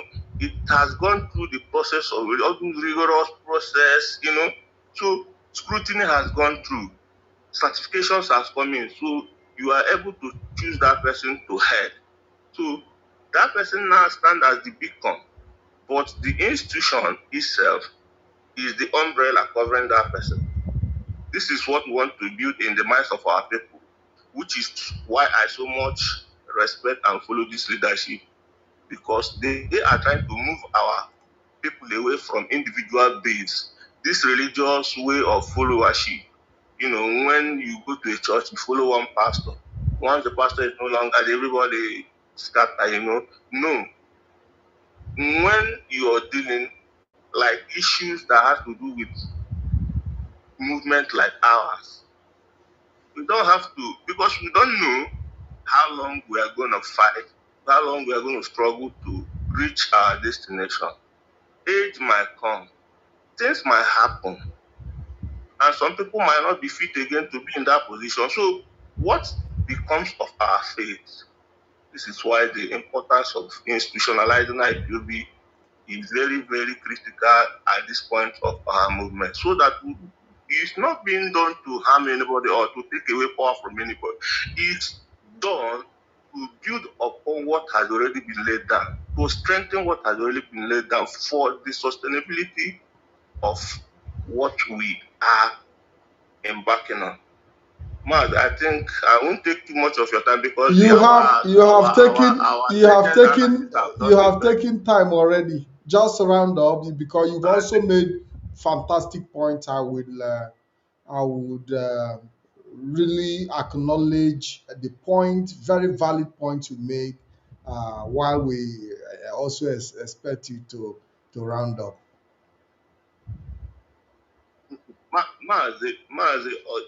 Everything has been said already.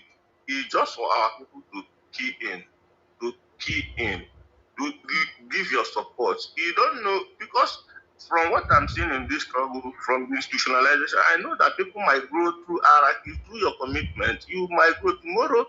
You are the listener, you are the follower. You might grow to the level of becoming the leader who will be sitting up there making these decisions. So it only involves merit. So when you're putting in your best, putting in your efforts, you don't just put in your efforts that somebody will just be handpicked from somewhere, maybe because of his familiarity or benevolence with the leadership, will just be superimposed on you to head you. No, I don't think this present IPOB I'm seeing, because what I'm seeing is a rebirth IPOB. So I don't think this present IPOB I'm seeing is in line with those kind of shenanigans. I believe this IPOB is process-based. It's because IPOB is a grassroots thing. It's a process where people grow. Because today I know that even the man at the helm of affairs, Mazi, he was once secretary, national coordinator, and things like that. So this is how organizations should be, so that it will instill that discipline and that spirit of commitment, knowing fully well that if you perform well, you will reach the peak of your desire, and and you'll be given the opportunity to showcase that which God has given to you as potential to contribute in the very movement positively. So, Mazi, thank you for giving me the opportunity, and I appreciate our panel. Thank you Thumbs up very for you. much. Thank you very much. You did a very, very wonderful rendition there, and I will say thank you for that contribution. I've seen series of calls. If you've called in the past and you want to call in again, please try.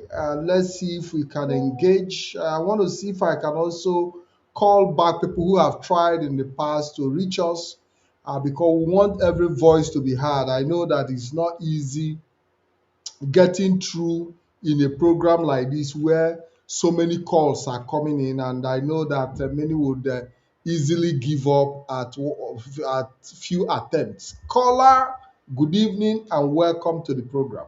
Your name and where you are calling from. Yes, good evening to you, Mazi Patrick. My name is Ifan Chukwumadabuchi, and I'm listening from the Netherlands.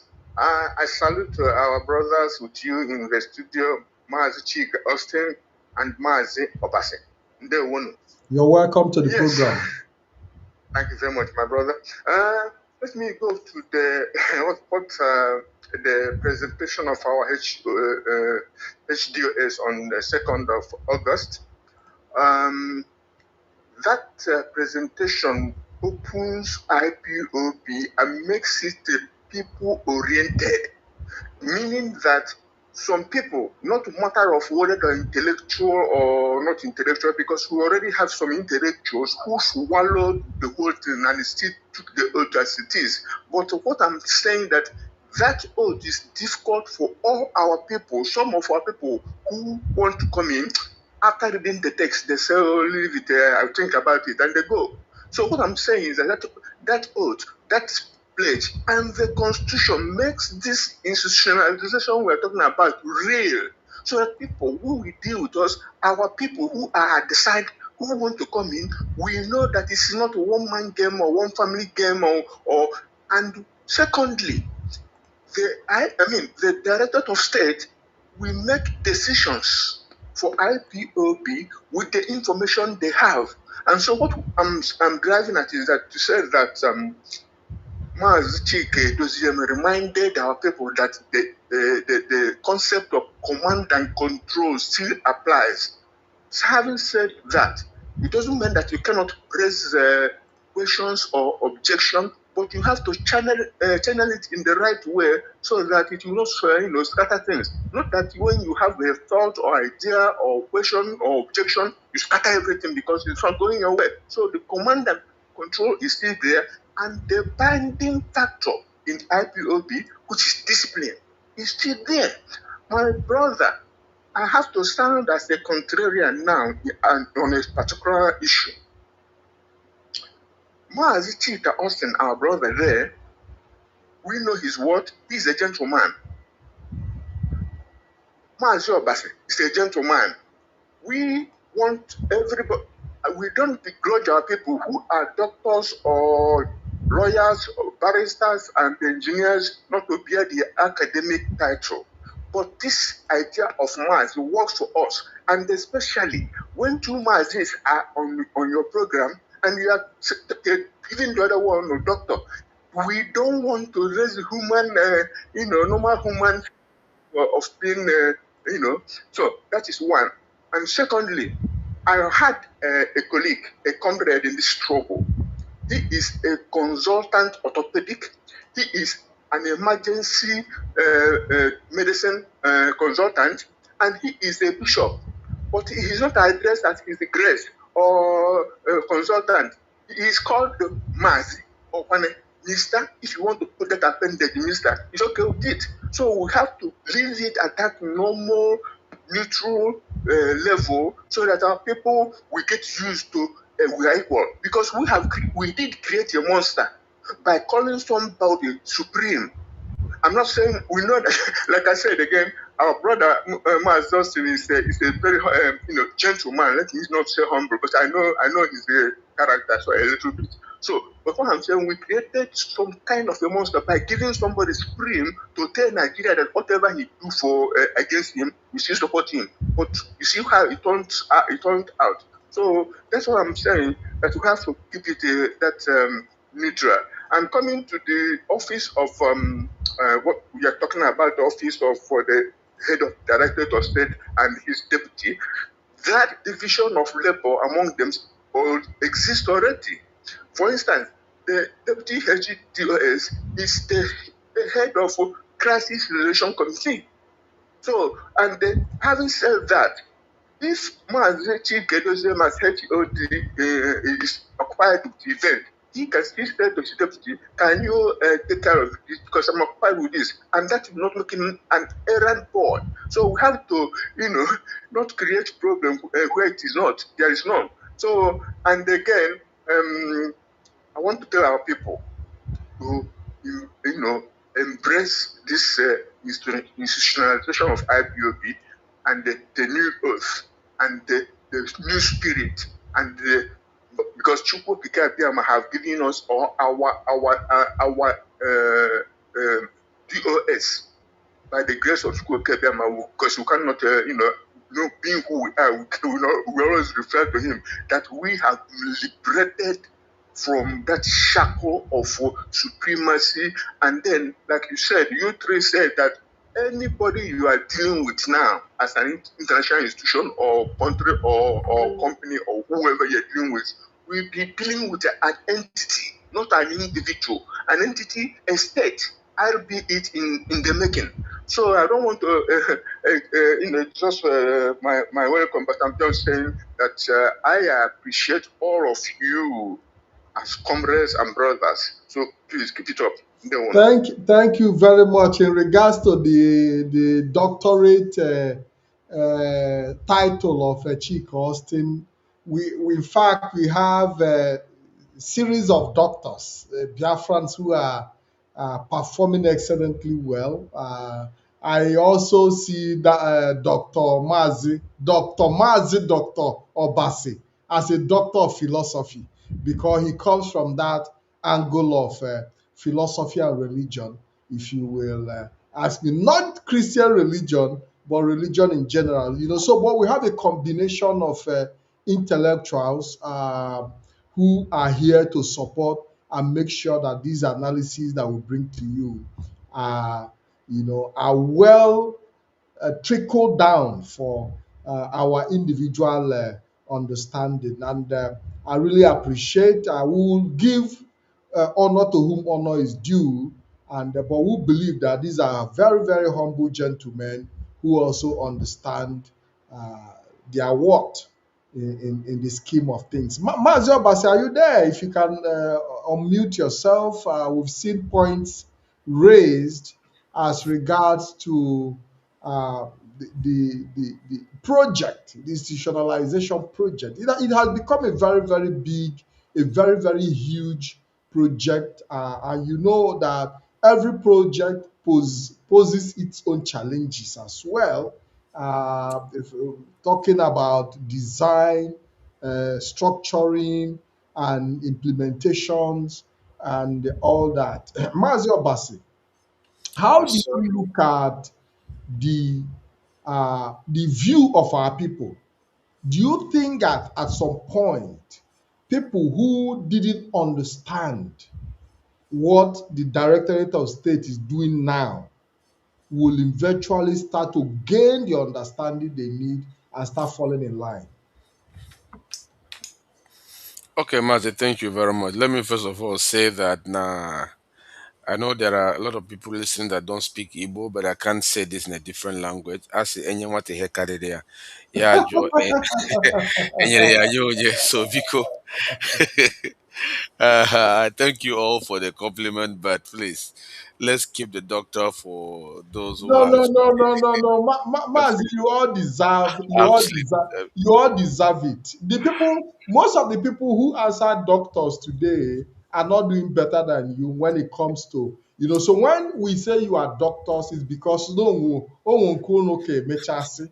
I will continue to give you those recognitions because you are making contribution in people's life. Psychologically, you are making a contribution in people's life. For you to be referred to as a doctor, there is a human part that you are touching positively, and people are taking healings from that. Anyway, So psychologically, I can tell you that when you look at the comment section, there is a very huge accolade on the comment section. A lot of people who didn't even understand, who are psychologically not fit into this stage of our struggle, have been able to start having clear understanding of what we are doing through your contribution. So when we say you are a doctor, you deserve it because you have been able to affect human life psychologically and emotionally as well. So I know you might choose to reject it,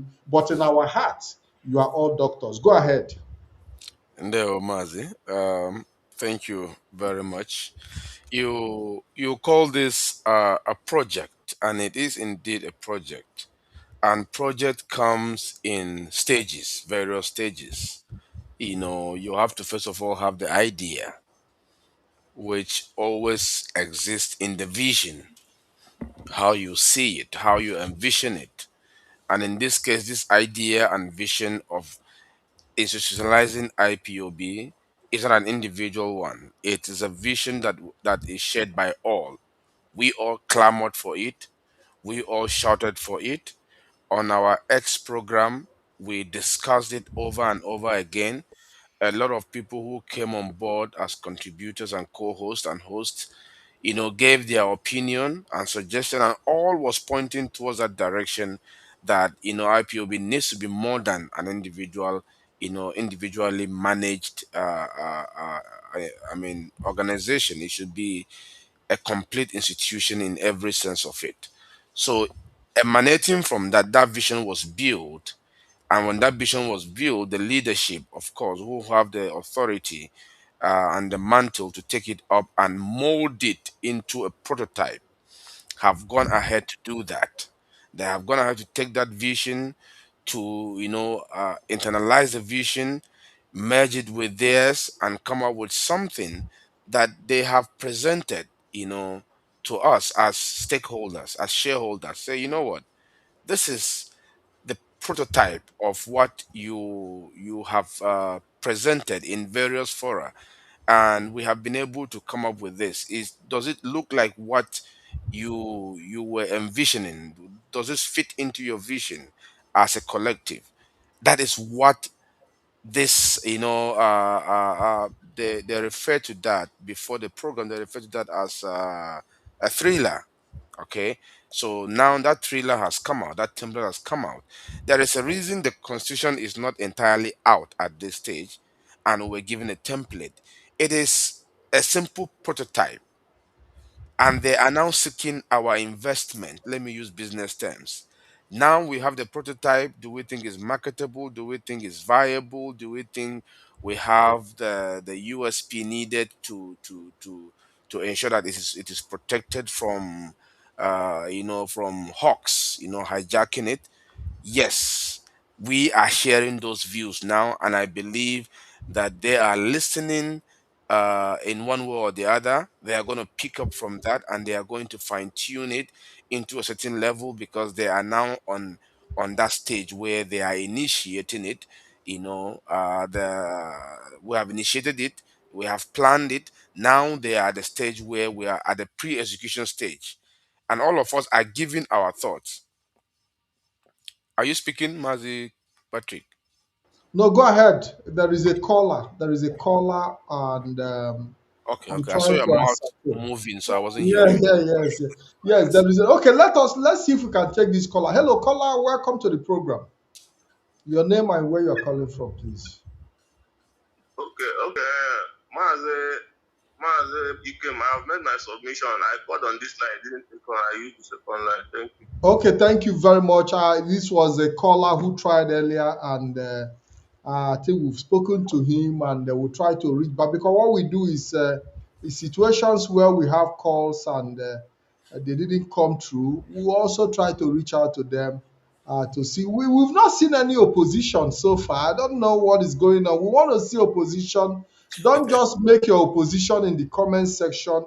You can as well call him. If you're feeling confused, if you have issues of trust, if you have any form of bias, this platform is here to attend to some of these concerns, and it is our duty to make sure that your doubts are cleared.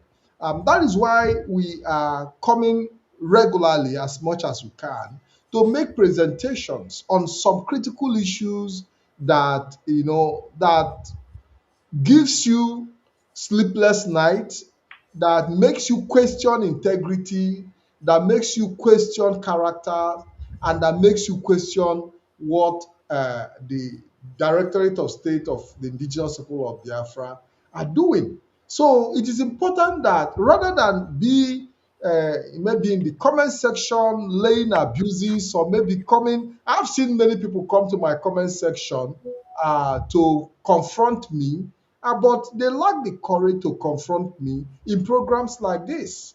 So we want to see people who can really come forward in programs like this, confront us with those difficult questions, and let's see how we can put them in public and also put them in public view and debate. Mazi Obasi, I want you to be back because we would soon be rounding up if calls are no longer coming in.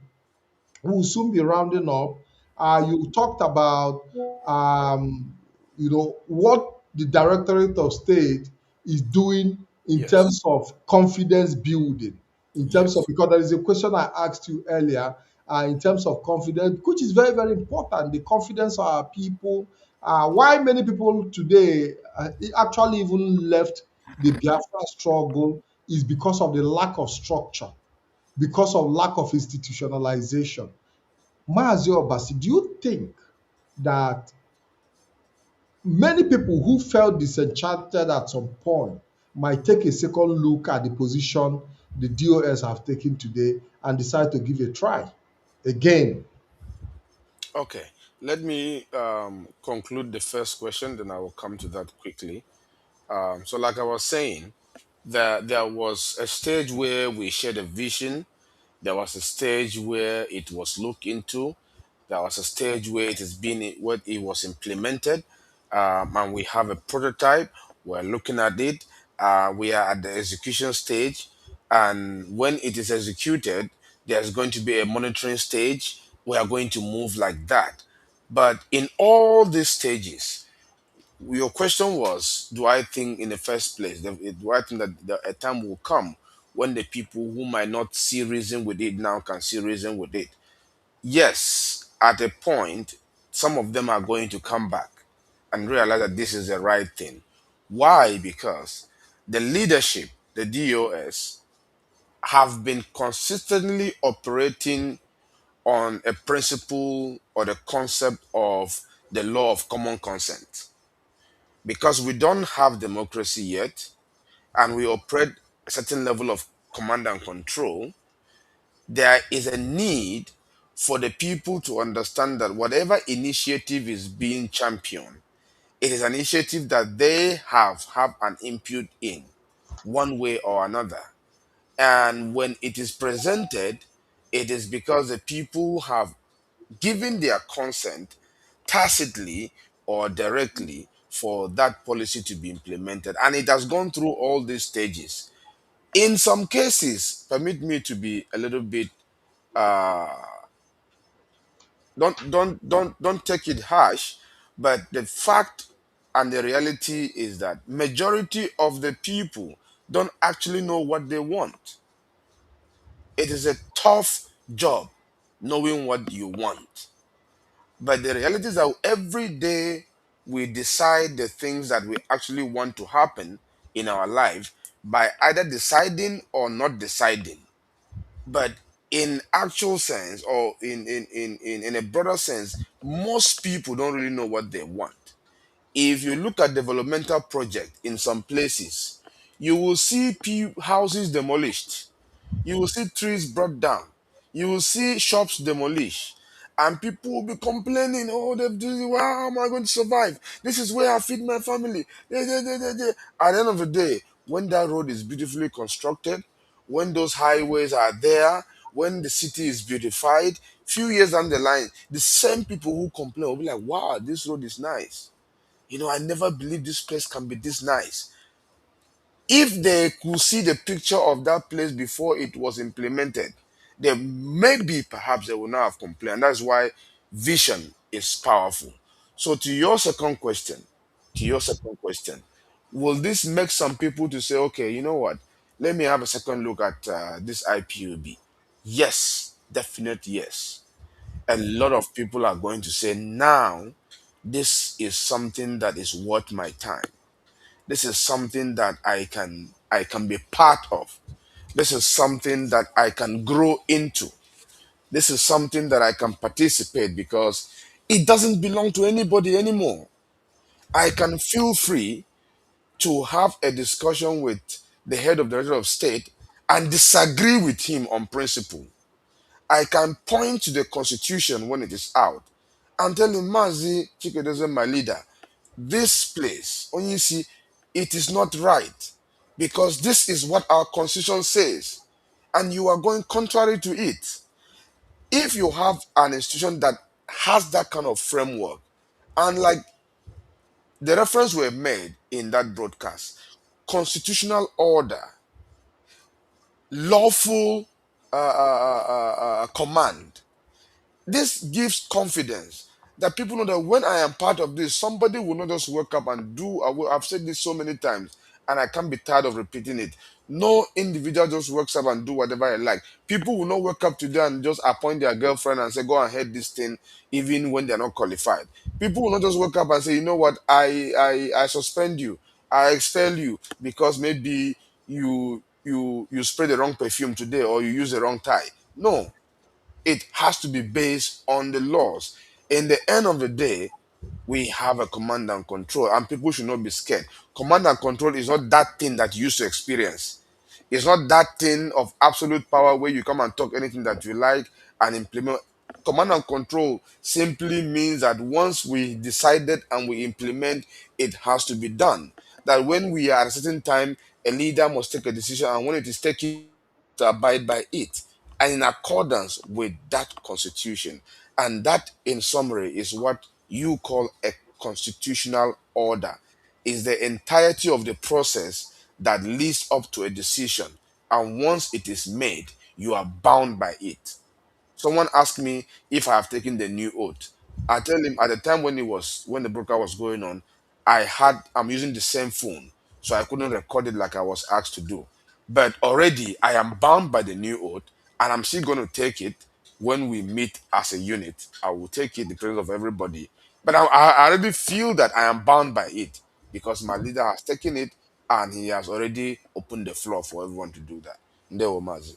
Thank you very much. On the issue of oath, many of us took it instantly, but like myself, I took mine instantly while the head of the Directorate of State was reading it out. Now, looking at the issue of command and control, because we're rounding up the program now, and I promise we'll still be coming back on this same issue, on this same topic. We'll be coming back. I will be fixing a date because this topic is not a topic we would discuss in two occasions.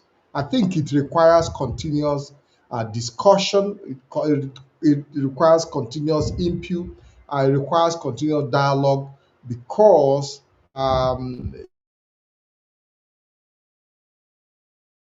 what the head of directorate of state gave us as a template is something that we'll have to continue to bring to the mind of our people as a kind of national anthem on a daily basis to continue to remind them about the seriousness of this great project and the need for everybody to put it at the back of their mind as a project of the people that everybody must participate in. Now, talking about the command and control, which have been a core instrument of operation from the inception of IPOB.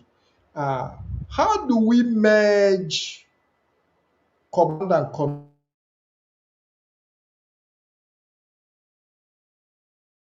Also have the issue of respect by the head of the Directorate of State. Mazi, at a point your line was breaking. The last thing I heard was how can we merge command and control, and then I heard the issue of respect. I didn't hear what went in between. Okay, Can you yes, I please say said that again? uh, yes, I said that command and control have been Am I coming uh, out? yes, you are coming out. You are coming out 100%. I'm sorry you left briefly, maybe technical issue. I said that command and control have been a foundational Mazi instrument. Patrick, am I coming out? Yes, you are coming out. I don't know why you are not hearing me. Are you hearing me? I think Mazi Obas Okay. is. I didn't get the question well. That's my challenge. Okay, don't worry. I'm going to repeat the question. Can you hear me now? Mazi Obas, can you hear me now?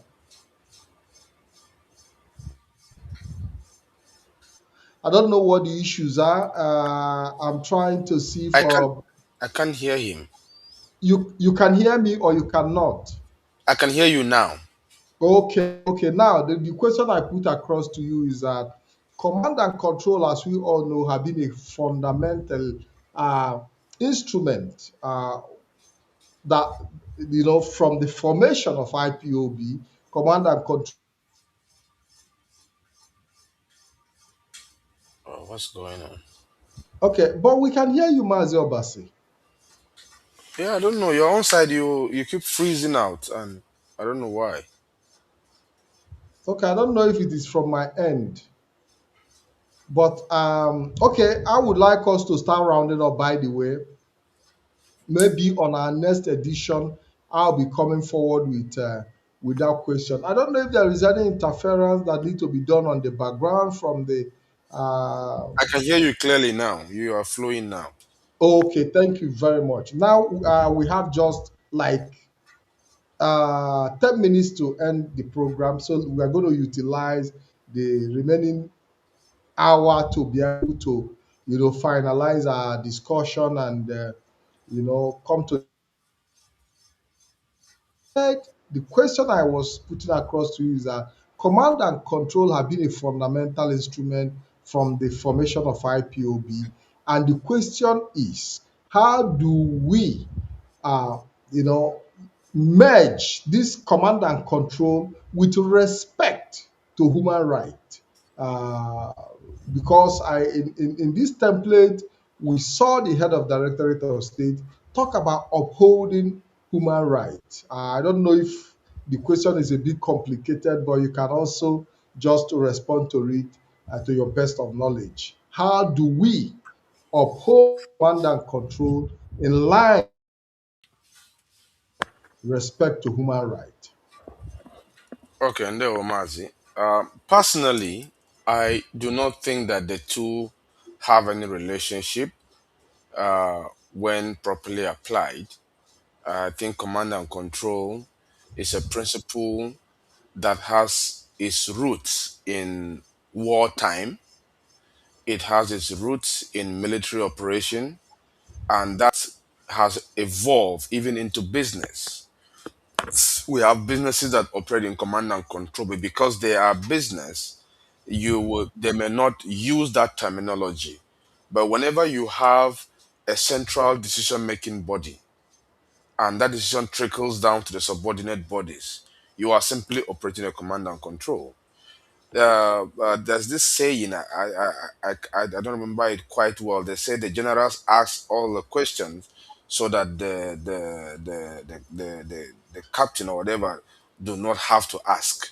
So when these questions are asked at a level and is discussed and is communicated, for example, in a unit at a state level, at a regional level, when the executive have a meeting, executive meeting, deliberate on a matter, take a decision, and communicate that decision to their members are not at that level going to question that decision. They're not going to say, why did you decide that? Why? No, that deliberation has been done at the level of the executive. So once it is communicated, you carry it out. You go back and communicate it to you in your jurisdiction. You don't go there and rediscuss it. And this has happened in different business structure. So the command and control, if we understand it properly, it is not a principle of operation.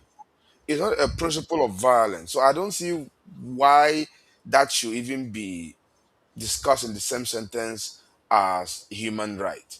That is my understanding of command No, and no, no, no, no, no, Master. That is not the question. The control. Yes. question is because speaking from experience, we've seen situations where people feel their rights were violated uh, before now. As a result of the use of uh, The command and misuse, control. the Okay, misuse of misuse command and of the control. command and control Yes, instrument. I prefer to And say you that. see people feel disenchanted, felt that their rights were being violated. Maybe, probably, the Constitution, because like the head of the Secretary of State said, that the command and control is going to work within the framework of Of the the constitution. Constitution. So that is where I'm coming from.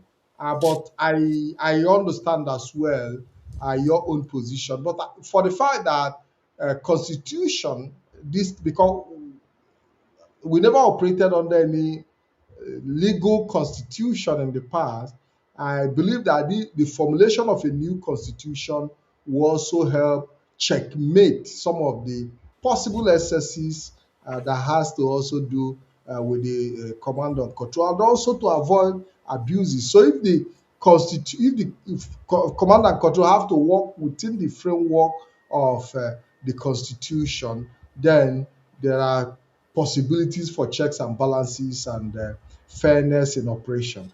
Before you Marcia, round yes, Before you I round think sorry, yes. Just give let me your yeah, law let me your chip in last something. input before we go. Let me chip in something a bit light but serious.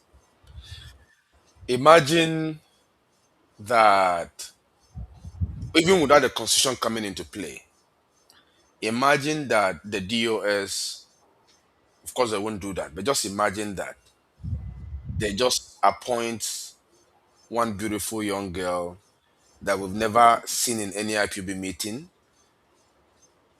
and just say, you know what, come and head the BTV. She's neither a journalist. She's neither. She's never worked with any. She has no experience that you will say, okay, let's employ this as an expert trait or as an expert somewhere to add some value or bring her expertise. This person have no background in any media whatsoever, and you discover it's because she has a relationship with one of the member of the DOS. This constitution is not yet out, and they say, okay, she should be the head of BTV. She should decide that she will come to the meeting and tell you, Master Patrick, do this, do this, do that. You are going to feel that it's coming from a leadership, but you and I know within you, even without a constitution, that is wrong. You know without any written constitution that is wrong. It is under that same principle that the DOS rejected anybody from anywhere coming to head the director of state. It is under the same principle that the DOS say, you know what, you are declaring a shutdown of the Biafran region. Though you are our leaders at that stage, Masnam Kano was our leader. But it is that understanding that it does not appeal to reason. It does not make logical sense that they consider that order an unlawful order, coupled with the fact that he's in the enemy's camp. So without even the constitution coming into play, we have always known what is right from wrong. Now the constitution is there, is going to come in there to give us concrete evidence to be able to cite it. to make references and to say, no, this one, uh, Adeyemi, this is our document, this is what it says. And if you refuse that you're not going to abide by it because you're a principal officer, I will refer you to the appropriate body. The secretariat will be there. The CIC will be the conflict resolution is there. I can refer to them. I can say, no, take a look at this. This is what our law says, and this is what this principal officer is asking me to do. It is an unlawful order. So there's not going to be abuse. That is one of the beautiful things that this template has presented, has given us a view of what we are going to have. Command and control will be applied within the strictest sense of the logical definition of command and control, not the whims and caprices of individuals that just do whatever they want and expect people to abide by it because they are called by certain name, or because their office has certain title that is ambiguous and unattainable. No, it will be based on the law and nothing else. Ndewo Mazi Patrick for Thank you, Dr. Bassi. I really appreciate your Jakwa- input. Jakwawaza. I We beg have you. to start rounding up this program. Unfortunately, Dr. Austin left, and we hope that in our next episode he will come back with the best as usual. Biafrans all over the world, I want to say thank you very much uh, for this wonderful program that you have. Unfortunately, our program is rounding up and people are calling at the late hour, so I can no longer entertain calls. Calls are over for now until our next episode, and I hope to catch you up. I want to appreciate many of you who made your contributions. Through your comment in the comment section, many of you who also called in, I want to say thank you for your contribution in calling in. I want to say thank you for being part of this wonderful program. Our institutionalization project continues. It's a continuous process, and I can tell you that everybody will be part of it. You have your contributions to make in that direction. You also have your input in every form whatsoever, through whatsoever process you feel is necessary to reach out to the leadership in, in putting ideas across. Is very, very important. And very soon we should be also on BTV looking at 2027 general election. We want to put on an opinion poll. We want to make evaluation of where we've been and where we would be in the future. Nigeria elections, we want to make it open for Biafrans to give us their views on electioneering coming up in 2027. So we'll be making those presentations here where we'll be opening the line, also analyzing the 2027 general election in Nigeria. It's very, very important so that we'll be able to give our people the guidance they need and to help them in decision making, whether they are going to participate or whether they are going to boycott. It is a decision our people are going to make through our analysis on this channel. And I want to say thank you for many of you who shared our program. Thank you for those who also invited their friends, who put a like and dislike, who made both positive and negative comment. We want to say thank you very much. Continue to attend meetings, continue to participate in your local unit. Make sure that you play your roles and continue, because the job is yet to be done. And as the days goes by, we get closer to the restoration of Biafra. And I want you to remain steadfast, remain strong, remain consistent in the course of your duty. I want to say thank you very much once again and have a wonderful weekend. My name remains Mazi Ikem Patrick Dike. Until I come your way next time, I want to say God bless you and have a wonderful time. Wherever you might be residents around the world, take time and don't fall into trouble. May God bless you and have a wonderful evening.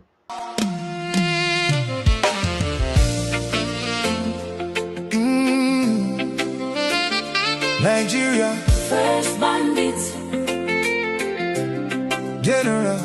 General Yakubu Gowon. Nigeria, first bandit. The 32-year-old accidental leader.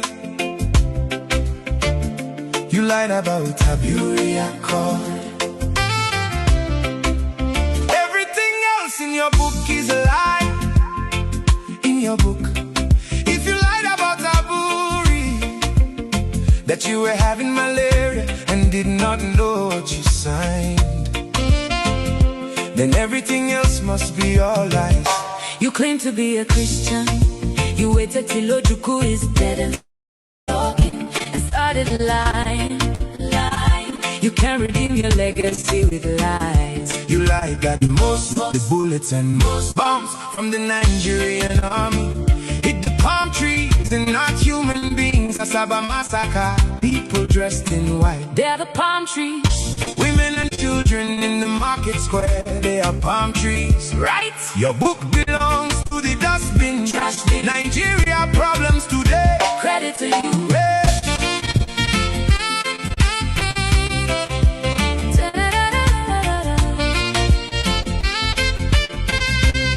General Yakubu Gowon, you cannot redeem Your legacy with lies. today. I told it, you live in Britain I told it. and not in your one Nigeria that you murdered for.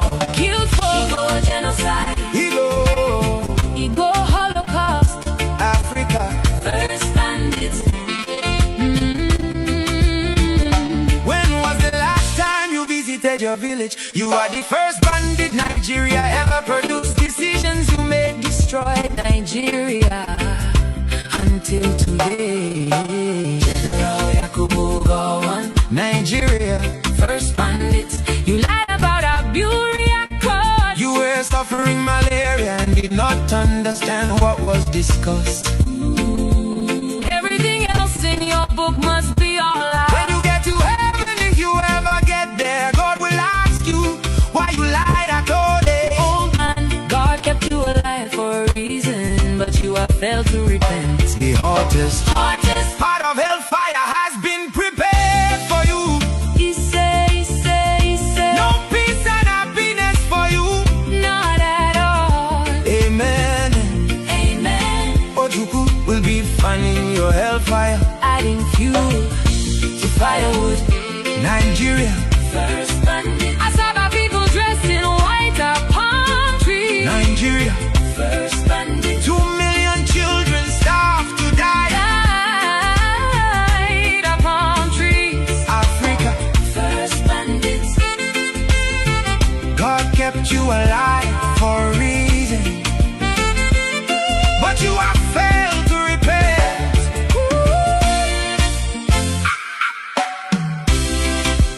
General Yakubu Gowon. You cannot redeem Your legacy with lies. Ojukwu will be fanning your hellfire.